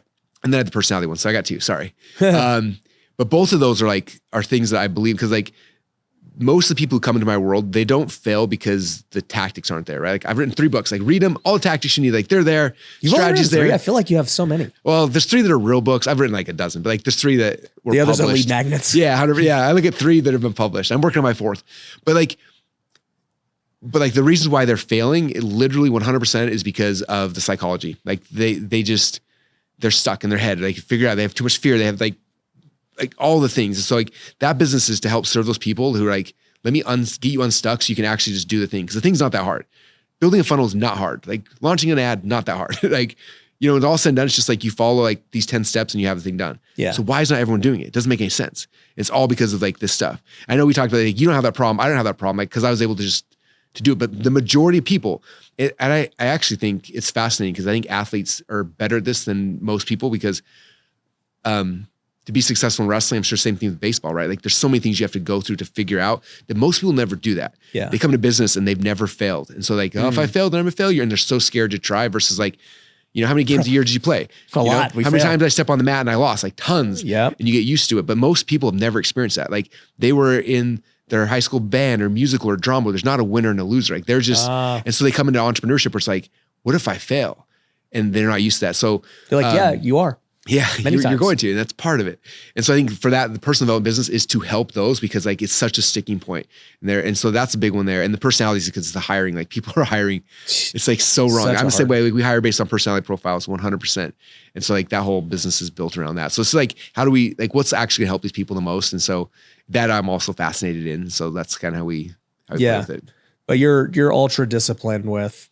Especially too, like, are you acquiring businesses or mainly all yours are always startups? We acquired 2 businesses. I don't think I'll acquire businesses again. That was not, I don't know. Everyone's like talking about acquisitions, how great they are. So we acquired Dan Kennedy's business, but actually that was great. Yeah. You've talked about that. Yeah. That was fit in like everything. We acquired another company. We spent way too much money on it and they had 100+ employees. And again, as someone who's never acquired a business, so anyone who's listening to this, people who acquire businesses, they have a mergers and acquisitions division, their team who like does the thing. I bought the business and they hand me the keys to it. I also have 100 new employees. And I'm like, I don't know what to do with this, right? And I'm not an operations person. Yeah. And the operations person was the owner and he was gone. And I was just like, we're screwed. And it costs way anyway. So I have not had a success with that. So I don't think we'll be doing, at least not until we get someone who's good at that kind of thing. So we haven't, and I don't think I'll do it again. Unless there's something really strategic that makes sense in the business. But even at that point, I don't think I'd acquire. I think I would just partner and do it in a way where it's like, I'm not taking over this business. Like we're merging 100%. or Yeah. whatever. Yeah. Cause as soon as you lose the entrepreneur, that was my, yeah. That was, if you want to have a podcast about business mistakes, I can tell you about all the mistakes, but that was the biggest one I think is acquisition. We acquired a company way too much, lost the founder and like, yeah, it was brutal. We almost didn't survive that one. So wow. Yeah. What speaking of founders, you mentioned you have 2 co-founders and did you guys all obviously been together this whole time? No, actually, there's been some breakups. So that was interesting. So well, I was going to talk about, cause like I've had partnership breakups and to like maintain a partnership for so long is like, dude, it's hard enough to stay married. Yeah. Like to stay in a business partnership is hard. It's very hard. So my core partner, Todd Dickerson, we're still, he was the one who built ClickFunnels from the ground up. Like he's still a partner, but it was me and him initially started it. And then we brought in a third co-founder named Dylan Jones, who's genius, like one of the most talented people I ever met. He was one who built the original editor. He did all the UI. And then a couple years into it, it just wasn't working. And luckily, if this is my biggest advice in this process is like, I'm grateful that we had a smart lawyer who, when we started the company, like had us figure out like, what does it look like if someone exits? Cause otherwise that's when, so for us, it sucked. It was painful for us. It was painful for him, but we had like, this is how the game is played. And so we were able to do that. And then we brought in a couple other partners throughout time. And then another one we just recently bought. So 2 of our partners, we've bought out, both cost so much money that you're just like, but anyway, so, why did you bring him in like after the fact? Like, was it for capital? Was it for knowledge? Skill sets. Yeah. Things we needed. When Dylan came in, it's like he built the editor and the UI. He was he was so essential for it working. Ryan was our next partner we brought in just because we had never scaled a company. ClickFunnels, look at it right now. I think we're like the top 30th most visited website on the planet. If you look at bandwidth. So it's like cause it's like, is it counting all the users' websites? Yeah. Okay. Got it. Yeah. So to do the backend architecture and databases, you need a lot of tech. It's insane. So we didn't know. I remember when Todd first built, he's like, this will last. We have about 10,000 members and then we'll need to change things. And I didn't know what that meant. I was just like selling like crazy. And sure enough, year 1, we started getting 10,000 members and it's like going out, it's glitching. It's like, and so we had a partner we'd brought in and he helped figure that out, like build out the infrastructure and the servers why did you need a partner? Why couldn't you just, hire some? He did. He came in as an employee for a year and then he was just like, this is he's up Christmas morning fixing, I need more. And he was after a year, he's like, I was going to give us a year. And he's like, at this point, he's like, I'm either going to leave or because I can make more money doing less, or I want to be the partner. And we needed him and he was a great guy. We loved him. He was, so we brought him in and he was there for 5 years or so, but then it got a point when it just didn't make sense for other reasons. And so, we had to exit that. And so, that's kind of the thing. But the biggest thing is like having that up front, even with him, same thing. It's like, lawyers get involved. They're all trying to yell at each other back and forth. And all of a sudden, luckily we had like, here's how it plays out. And we played out according to the rules and now it's done. But how is it like, cause 10 years ago, you weren't, let's just say you have your fame that you have today, right? Because like some partners, and unfortunately it's how a lot of companies start. Yeah, let's do it 50-50. And then, one person starts really putting in the work or whatever, and the other person's just kind of hanging around. Like, have you had to deal with that too? I've been lucky. Todd is a workhorse. Like he's, I've never felt where like I was, it was unequal. Yeah. So, and I kill myself and he kills himself. So I think I've been lucky there. There's definitely other situations where, in fact, that the reason why the other ones we had to exit is we started feeling that. And it was just like, and us seeing trajectory, here's where we're going. It's like, it's not fair because they've stopped and we're going here. And it's like, they were needed for this stage. And they're going to make money on all the upside that they're not involved and they're not doing. And like, so it's like, we decided, because part of it's like, you can just leave me there forever and who cares? But it's like, that mental gymnastics, that was hard to deal with. I have a friend though, who, they have a business that's $500 million a year right now. And when they first created the company, they had 3 partners. One of them came up with a name. They incorporated, they launched it, and then he left in like 3 months. Never showed up since. And they all hate each other, won't talk to each other. They have to send him a third of hundreds of millions of dollars a year. And they just did an ESOP, and so they were cashing out, like making like, huge chunk of cash. And the guy got this huge, it was there for 3 months. That's crazy. That was it. So like, you have to be really careful. Like there's, I think especially in the internet world, like everyone's like, oh, let's be part of business partner to start a business, and they just hope for the best. And like one of the worst things that happen is you're successful, and then it's like, oh crap. One of the worst things. I gave the guy $100 million because he came up with a domain name. Like that's the worst, like. Wow. Anyway, it's crazy. That is crazy. That's crazy. And so now it's like interesting. We've brought in people now, not so much like a partner, but like we bring them in, we give them royalties and rev share, but it's based on like where they came in at, right? So like we've built this foundation. Yeah, you're not getting any, like this is ours. Yeah, so it's like, here's where you're at. And if you leave, it stops. And so like, that's been so much smarter because we've been able to attract really good talent. But initially we didn't know. We were just like, yeah, we'll just chop up the company. And this, so much better. There's smarter people out there that I wish we would have asked ahead of time on how to structure things like that. But be careful giving away equity because. How do you deal with, because you have 400 employees now, like how do you deal with hiring and turnover and all those things? It's a lot of people. Luckily, I don't deal with any of it, which is nice. So there are three core personalities you need to like launch a company. And most of us, including us, didn't have the third one. So you have to have somebody who's obsessed with the product, which was Todd, like obsessed with software. Someone who's obsessed with marketing, which was me.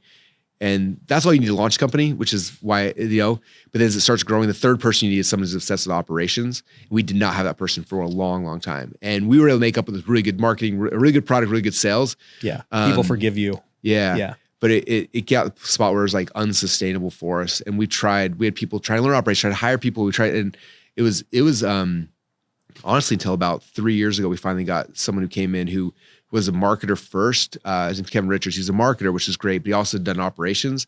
Because we bring in these high level, like, $300,000, $500,000 a year operations, COO people that come in and they don't understand our business at all. And just like, they don't know the internet business. Or we bring people who know the internet business, but they can't do operations. So he was this weird hybrid that we got. And it was the first time it was like, oh my gosh, now we have structure and there's meetings and there's things happening and there's firing and onboarding, offboarding, HR, all that kind of stuff. So if I was ever start a company over from scratch now, I would have this, even though you don't need operations day one, I'd have 3 people before we started because that's the one that I think most of the creatives forget about until it's too late and there's so much pain associated. But it's nice now because like, I just say like, I need this role and then I tell somebody and next thing they know, they interview 100 people. They bring back 3 applications. Like, here's our 3 best. And I look at those and I'm like, I want to talk to that person. And then it's just fast and easy, or firing. Like, I'm just like, oh, this is bloated division. We should change things. And then they take care of it. I don't even know what happens. It's just, and so like, that's what you have to get to, but you have to have a really good operations person or else you're on a shaky foundation that is really hard to manage the growth. What do you think? You got me thinking about this because you mentioned Hormozy a minute ago. Like, who are like the most successful like stories to come out of ClickFunnels? Because, I've had Alex on the show and he's spoken at some my event before and, great dude, obviously super talented. And I remember one of the most talented people I met my whole life. Like he's shockingly talented. And he was talking about how like, I think it was you that inspired him to do Gym Launch because he was just doing brick and mortar. And then you're like, dude, no, like that you're in a level 1 vehicle or whatever. And, whatever. Right. So who are some guys that have come through that have been really like impressive? Yeah. That just needed a tweak or something. Yeah. Alex Lader big, Brandon Caitlin Poland that launched Lady Boss. They were, they built that company up to $30 million a year. Then I actually bought it because that was dumb, but anyway, but yeah, so they built that company up.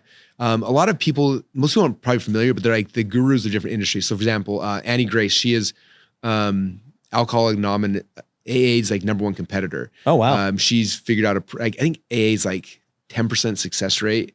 She's like at 70, 80% success rate with her stuff. Like I didn't even know like AA was like a business. Yeah. Oh yeah. It's all business. Yeah. I didn't know that.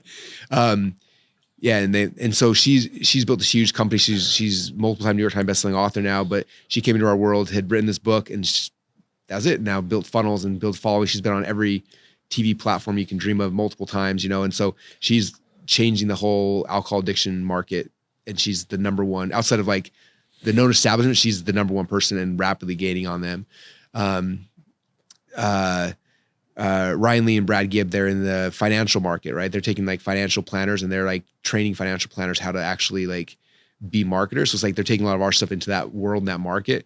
And they've got two sides of their market. They call one is they're muggles, one's the wizards. So like they go to like normal people and like helping them in investing. So like they're growing that scaling like crazy. And they've got the wizard side, which is all the entrepreneurs. And then like they're basically doing all of the investing on the back end for all the people in our world who are really successful entrepreneurs who are really good at making money, not so good at keeping money. They're like taking the money and hiding it and making it turn into more money, which is cool. We've got Chris Warwick, who crispycancer.com. Like he's one of the most prolific cancer researchers on the planet. And so, anyway, there's thousands of stories like that. Like and the most, I don't know, things been most fulfilling for me is like, when I first got in the business world, I'd go to events and everyone in the events were all like business people teaching business people how to do business. Like that's what it was. And so it was just, I always felt weird. And ClickFunnels is fun because the community is like, it's people from every industry you can dream of. Like in alcohol, like marriages, Stacey and Paul Martino, they have like they help relationships. I think the national average of like divorce is like, it's like 40% of marriages make it, 60% divorce rate. And they have like a less than 1% success or 1% divorce rate with their students. Like, whoa. And people come to them when they're like on the brink of divorce. Like, it's like that whole segment of the market, so it's like it's just been so fun because it's like every guru in almost every industry you can think of ends up in our world somehow, either from a book or from software. And so it's just been like, for me, it's been the most fascinating journey because I get to like hang out at these meetings with the top thought leaders in every market you can dream of. You know what I mean? What do you think separates those people from the rest? Obsessive compulsiveness about their thing. Like they're just like the greatest people in every market and anything. It's like they're not typically the best business people, but they are obsessed with their art. Like whatever their thing is, like it's like me. Like I don't know. I think about funnels. I draw funnels. I dream about funnels. I write about like I'm just obsessed. Every website I go to, like I spend hours looking at people's things, buying everything. Look at the process. Like I'm obsessed with it, right? Like same thing. All these people, it's like they're just obsessed with their art, and it's not like it's like an eternal obsession. Like it doesn't stop. Like the people that don't succeed are people who are obsessed for a window, and then they learn what they learn, and they kind of like stagnate. Yeah. It's the ones that are always on the bleeding edge, are always trying to stay in front of it, because the internet, whatever, like it wants the new, right? And so the people who are always on the cutting edge, they have the new. And it's like it's that momentum that like that blows people up. It feels like you have to create new so much more now than ever. And I mean, that goes back to the Facebook ad thing and everything else. Like, I just feel like everyone is so hungry for new. Yeah. Like I've already heard you say that before, dude. Like, give me something new. And I think it's interesting. I think people are getting, I don't know if it's actual smarts, but because people now, think about it, back in the day, someone might read one book a year. Like that's the input they get inside their brain. Now, I like my kids, like they'll watch 500 TikToks in an hour and they're getting so much right or wrong. Yeah. So like people like, they see more, they understand more. And so because that's like, you have to have something that's unique. Otherwise they're flopping or whatever, they're moving through it. So it's like those things, and it doesn't always have to be like a huge new idea as much as like a way to wrap it in entertainment. You know what I mean? Where like, does that make sense? Like, so I think about the real estate market, for example. Again, there's not, I don't know, maybe there's like, I only know of like, no, there's not a dozen ways to do real estate. Right? That's it, right? And there's a lot of people teaching. So like, you have to wrap it in your own entertainment, your own edge. Like you're like, that's the key. Like even my world, like, I wrote a book on funnels 10 years ago. Like the book's still true, but I got to wrap it in different different rappers all the time, and I have to be entertaining around it and stuff like that. It's not enough to just be good. It's you have to entertain and you can't just say, read the book. Yeah. They gotta like be tricked. Well, I don't say tricked, but they gotta be connected. They have to care. Like they're not gonna read the book unless they're connected to you as the author. Like it used to be weird. We'd find a book and we'd read it and like, who's this author? Now it's like, you become such an author and you're like, okay, I trust this person enough. I'm going to go read the book now. Yeah. It's like fascinating. In fact, right now I'm working on my next book. And so I was thinking about this. I was like, if I just like write the book and then I launch it, like it'll do all right to my existing audience. But I was like, what if I spend the next like year writing the book and I bring people on the process the whole time. So I started this little series on Instagram and TikTok where it's like, this is Russell Brunson's day number 1 in writing a best-selling book and hopefully selling 1 million copies. And I talk for a minute what I'm doing that day. And just every single day I'm doing it. And it's fascinating because those videos are scaling faster than anything else we've ever done. And I had actually someone messaged me, one of my friends who's an author, and he's like, can you imagine a year from now when this book's done? He's like, these reels will be getting, I don't know, 5-10 million views each one. And then you release the book on the backside of it. Like you're building such anticipation. Yeah. And it's cool. So I think a lot of that too is just, again, like we're entertaining people, we're bringing on a journey with us. It's not like, let me hide and like, here's my thing. It's like the more they're engaged in the process, I think, I remember when Marvel was doing you're waiting for Infinity when Endgame Wars. happened, Infinity Wars, like all that happened, like I was like watching all the actors, like see if they're gonna leak something. Like I should know better, but I was like sucked in the whole thing as well. You know what I mean? It's like that's what people want. They want to be voyeuristically, how do you say that word, looking into your life and living it with you, and then they're bought into like the rest of it. Yeah. And so it's like social media gives you a really cool ability to do that we've never had before. Interesting. Where do you think all this goes, man? Because, for example, right, like we lived in the information age where it's like, I don't know if we're still in it or what, but like it used to be selling education was easier because information wasn't widely available. So like really you just had to have the information. Yeah. Now the information's, you can go learn anything right now. So like, how do you differentiate yourself in, besides repackaging? Because when I think about repackaging, to me, that's just marketing. Yeah. It's like, all right, I got to like get them aware of this offer and this opportunity and this product, whatever. But at the end of the day, still like, to me, it can't just be more information. Yeah. It's interesting when I bought Dan Kennedy's company, like it came with like, they've run a newsletter for 20 years, but they also had like a CD of the month club and people paying $97 a month for an additional $97 a month for a CD each month. And so I looked at it all, I was like, this is crazy. This is just a podcast episode. People have an infinite even has amount a CD for free now. Yeah. Back then, like that was $100 a month to hear a CD. We interview an expert. Like it was such a big deal. It's like, yeah, there's no value in that at all right now. Right. No. And it's true. Cause like even, like on YouTube, you can get, and podcasts, like the information becomes such a commodity now. So like, I think that the two things that we have that are that we can decommoditize information is number one, the relationship with the audience. Like that's something we have that nobody else can have. Right. And then number two is like, the information is free. The implementation is what people go to, right? Yeah. Like they're coming to your event this weekend because they've got the information, but they want your help to implement it. They come to ClickFunnels, they want to implement. They come to my inner circle because they want implementation. And I think that's really the key. I think it's cutting through the noise of like, here's all this information to like, here's what you actually need. Like, here's the steps to do it. You know what I mean? I think that's where we're at right now. But with it, my fear then the next phase with like AI and stuff. I mean, right now with funnels, like we're doing some really interesting things with AI where you can literally type in like, I want a product launch funnel like Jeff Walker. I want a webinar funnel like Russell Brunson, and it'll write the copy, it does all the implementation for you for free. It doesn't cost anything, right? Yeah. And it's not perfect yet, but it's getting better and better. And it's like, so that's the question is like when implementation now is just a commodity because it's like AI will do all that for you. Like that's what's interesting. Like what's on the other side of that? And I'm not 100% sure. What do you think? I don't know. I think it's going to be weird for the info product people and businesses. I mean, do you think it's community at that point? I think for sure community, but I also think it's like, how do you structure your stuff where the people paying for it aren't the people learning it, right? Like I just think about this with the podcast. Like right now we're shifting the podcast where I'm selling ads on it. And it's fascinating. Like BMW, Airbnb, Geico, these people are now buying ads on my podcast, which is ridiculous. It cracks me up. That's actually a thing, but it's like those people, those are like utilities, and like utilities will always be here. It's like almost like Like, how do you create something where you can just do your whole experience for free and the utilities are paying for it? You know what I mean? It's like even YouTube, like you get a good YouTube videos going, you're making 30, 40 grand off a thing. It's the utilities that are there that make the money. So I don't know. I feel like, I don't know. I'm not 100% sure. Yeah. But I do think there's that, like if you're building a community, you're building the things and you're giving people access to that community that do have the ability or the willingness to spend money. I think that's what we have to start preparing for too.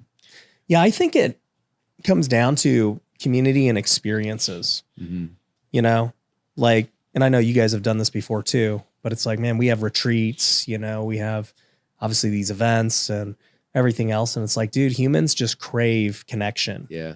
And an online community is great, but like nothing beats, in-person experiences. Yeah. And in my opinion, I think that's where it all goes, you know, and that's why Funnel Hacking Live and WealthCon are, you know, so people keep coming back. Yeah. Because where else can you be around like-minded people? Yeah. Like, you know, are these people coming back like truly like learning that much more? Like if they're in the coaching program, probably not. Like they're already getting the information, you know? So why are they still coming? Yeah. Connection. I remember the very first Kennedy seminar I went to, he asked, he's like, who here's been coming to my events, you know, for more than a year? If so, stand-ups, everyone stands up. And then more than 5 years, more than 10 years, more than 30 years. And it was like, I remember we got to like 40 years and there was like 3 people still standing back. And it was funny because he said something. He's like, you guys realize I haven't had an original thought for 40 years. He's like, but why do you keep coming? He's like, you keep coming because the community and because the relationship with the attractive character. He's like, that's the reason why people keep showing up. I remember that was like really impactful on me because I was like, eventually I'm gonna run out of ideas, right? Like, what else am I gonna say? Well, why we keep watching the Rock movies? You know? It's the same crap, you know? Like you want to see the Rock, yeah. Yeah. It's fascinating. And I feel like I think about the podcast I listen to, like the people I connect with that I listen to is because like I get some kind of weird comfort from like hearing them. Even if I'm not implementing, it's just like I have some connection where it's just like, yeah, they understand me or something. And like I want to, you know what I mean? It's that connection to the attractive character or the community. Dude, you know, you actually just reminded me of something that you said back in 2018.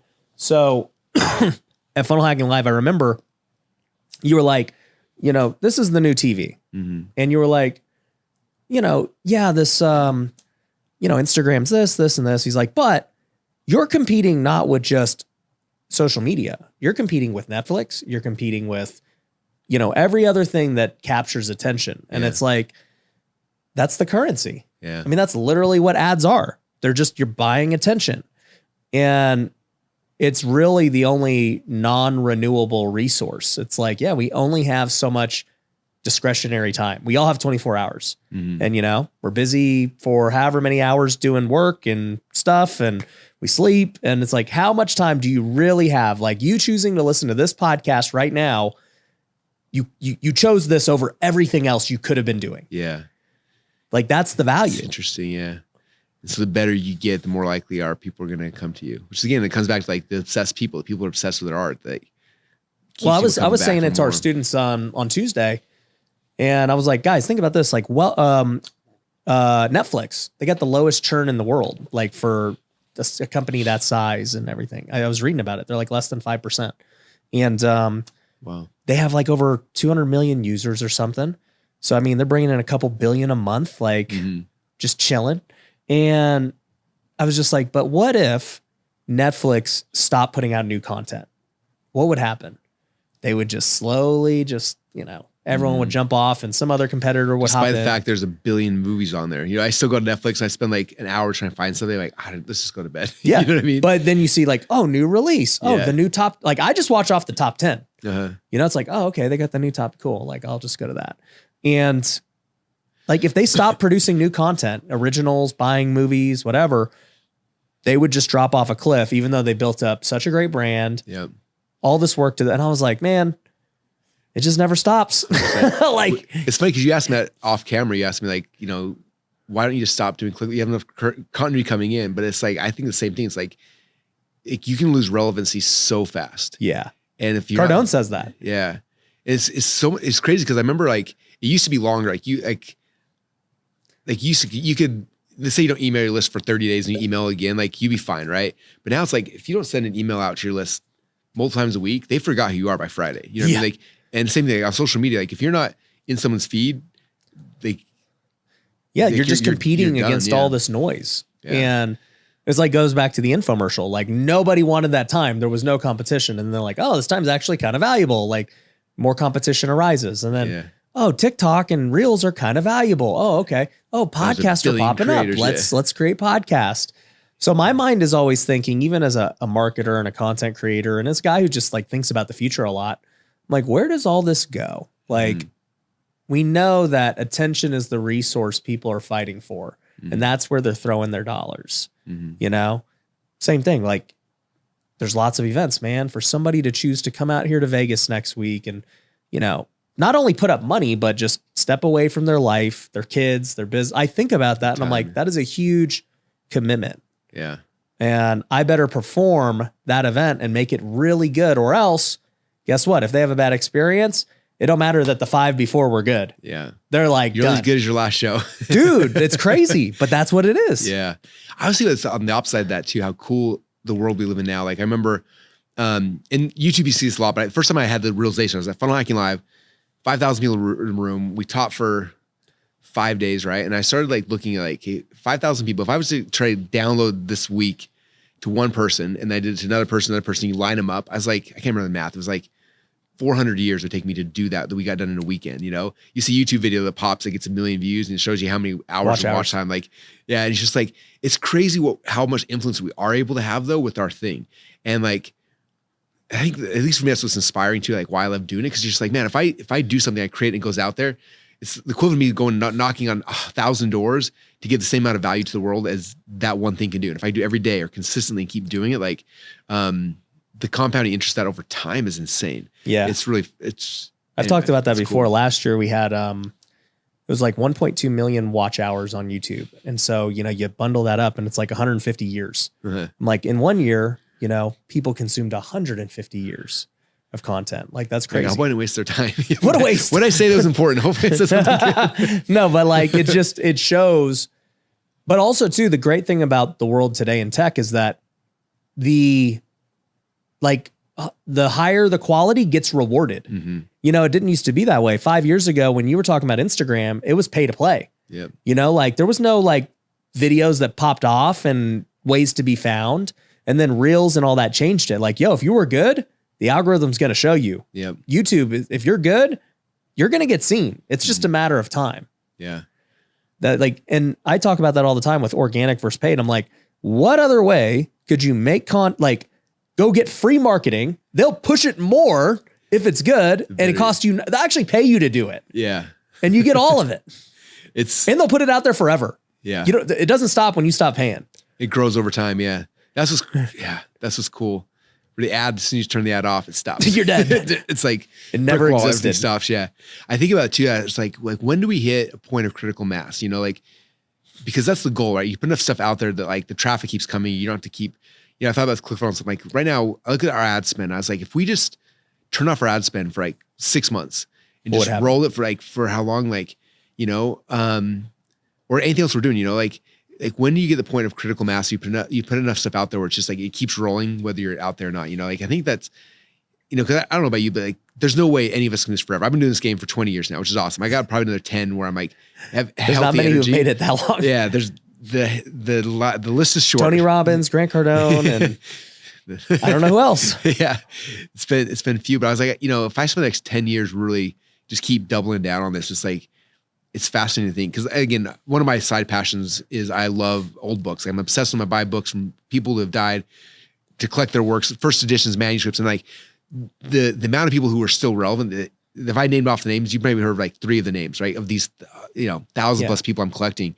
But it's because like they never got to critical mass. They brilliant. They wrote a book and they were buying newspaper ads and radio ads and they just kind of fizzled, right? The few that made it like mainstream, something like Napoleon Hill who sold 100 million copies of Think and Grow Rich, like that was so rare. But it's like with us, like if we put in a decade of stuff, it makes me it makes me wonder like when we'll hit critical mass where it just keeps rolling and keeps happening, or if it will, or if it'll get buried by other stuff. I think you brought up a good point though about books. Like books are the one piece of content that stand the test of time. 100%. So I wrote my very first book and it was so painful. I was like, I will never write a book again, ever. Yeah. I swore I never would. And before my book, I probably launched conservatively 50 different products. Since then, another 50 or so products. And what's crazy is to this to this day, the only people ever remember him out are like ClickFunnels or one of the books. That's it. They don't remember anything else. It's so fascinating. And like ClickFunnels got a point where like we had so much recurring like daily money coming in. Like we do a big product launch and you see the Stripe things. It was like, here's how much I made, and big bleep, and then we go down. I'm like, we killed ourselves for like bleep, that little blip. Like it was not even worth the effort. But then like, and it was gone. Like no one remembered it a month later. It's just, it's gone. But like the books have like this weird longevity. So that's what making obsessed with books now. I've written 3. I got my 4th one in the queue right now. And because that it's just like, I think it's the only thing that outlives the life of the author. I think about this, like even our live events, we do a live event, right? Amazing experience. People come in, we change their lives, and then it ends and it's over. It's over. And it's like, like the only thing that outlives the life of the author, at least historically, is the written word. Yeah. And I'm curious to see what happens with podcasts, you know, and with video, like these things now that are more, you know, have the ability to be around long term. Well, I mean, like, look, like I think to what we're saying, like books historically, they stand the test of time. You know, the Bible's been around 2,000 years, like, and it's still here. And yeah, people can make all the content and give all the sermons and everything, but the Bible's still here, and that's still, you know, the source. Mm-hmm. Now with, you know, content and podcasts and everything, it's like, you know, it's like, I think too, movies and everything. Yeah. You'll watch classic movies and those will come back. And so like really highly produced things, but like, you know, I don't know that anybody's watching YouTube videos from 10 years ago that, you know, like they just want the new. Yeah. Right. So I just think that anything that takes a lot of effort can last, which this podcast did not take a ton of effort to create. You know, a documentary can last, a book can last, you know, things that, and I think like even like Hormozy realized that too with his books and like building out this series of, I think it's genius because, you know, I think he was saying the other day, he, I don't know, he makes a few $100,000 a month just from the books. Mm-hmm. And it's like, that's only going to keep increasing because like, he don't even have to promote it. Like just because it's a top seller, it will just constantly, you've seen that with Napoleon Hill and Atomic Habits and these, they're consistently in the top. They just sell themselves. Yeah. My goal with this new book is to sell 1 million copies. I think it's like 0.004% of books sell 1 million copies. So because I've been studying like all the books have sold 1 million copies in our life and before and trying to understand like what was different in the intricacies, like from how they're written, how they're marketed. And it's like, it's different? Such a fascinating thing. What have you found? The books that sell over 1 million copies, almost all of them have one point they're trying to make, just one. And the rest of the book is around trying to prove that one point from a lot of different angles. They're not like, there's this and there's this and there's this. Like my first 3 books, all of them have sold well. I think combined the 3 sold 1 million copies. So like whatever, 250, 300,000 each. But like those books are all, they'll never be like the huge bestsellers because they're principle-based, but it's like you have to have step 1, step 2, you know, like you can't just grab my book and open up a chapter and like get something. Like you have to like read it in order to get it right. Like you look at the books, like you could grab something and read it and it's just like hitting the same angle from a different direction. It's kind of fascinating. They're all like building upon each other, but they're all like the core books are based around a topic.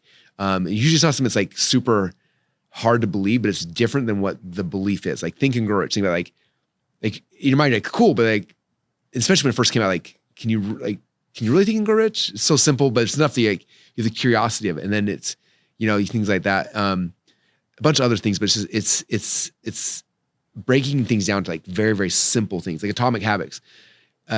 He's not like the most simple writer. Like he's hard to read, but the concepts are simple. It's not like, it's not hard. It's like, how do you just distill something down to like great the core thing that like anybody I also think it's the audience. Anybody can read it and get value. Yeah.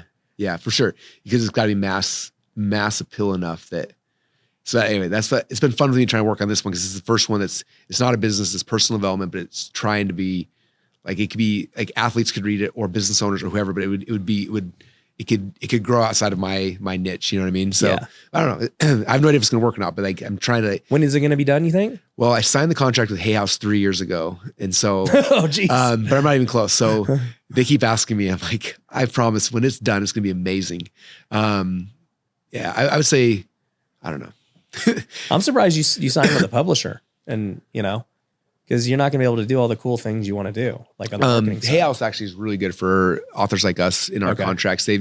Brandon Bouchard actually worked with them initially, and like he was like, I need to do free plus shipping offers. I need to be able to write. And so he kind of blazed the way for all of us. And so Hay House is the only traditional publisher, like big publisher, who lets us do what we need to do. So got it. I love them. They give you out of credibility and things like that are great. So that's why I say like a real book. They're all published through in my mind. Those are real books versus lead magnets. And so and they've been great partners with us, and they have distribution. They get you in different languages. Like every 2 or 3 months, I get one of my books and some random, like the contract is they get someone to do it in Portuguese or Chinese or Vietnamese or whatever. And then like they have to send me a box of the books. So I just get random boxes of my books in like different languages. And it's like the coolest thing in the world. Like, oh, this is so cool. I had no idea. Like, I'm not going to do that with my other books. You know what I mean? No, you guys, whatever you want to do with them, who cares? Just more distribution. Yeah. It's really fun. Yeah. Well, bro, this has been great, man. I mean, for your first interview in 3 years, man, we talked on a lot, and a lot of topics. Hopefully you got something. Yeah, dude. I mean, there's a lot of clips for sure. There's a lot of things, but no, dude, I appreciate you coming out here, man. And I'm just excited to, obviously see the book when it's done. I'm excited to, just see everything that, it's unfolding. And I'm excited to, continue to just build my own business based off a lot of, the things that you've already pioneered. And so I'm thankful for that. And just want to encourage you, don't worry about the haters, just freaking keep doing what you're doing, man. It's impacting and helping a lot of lives, dude.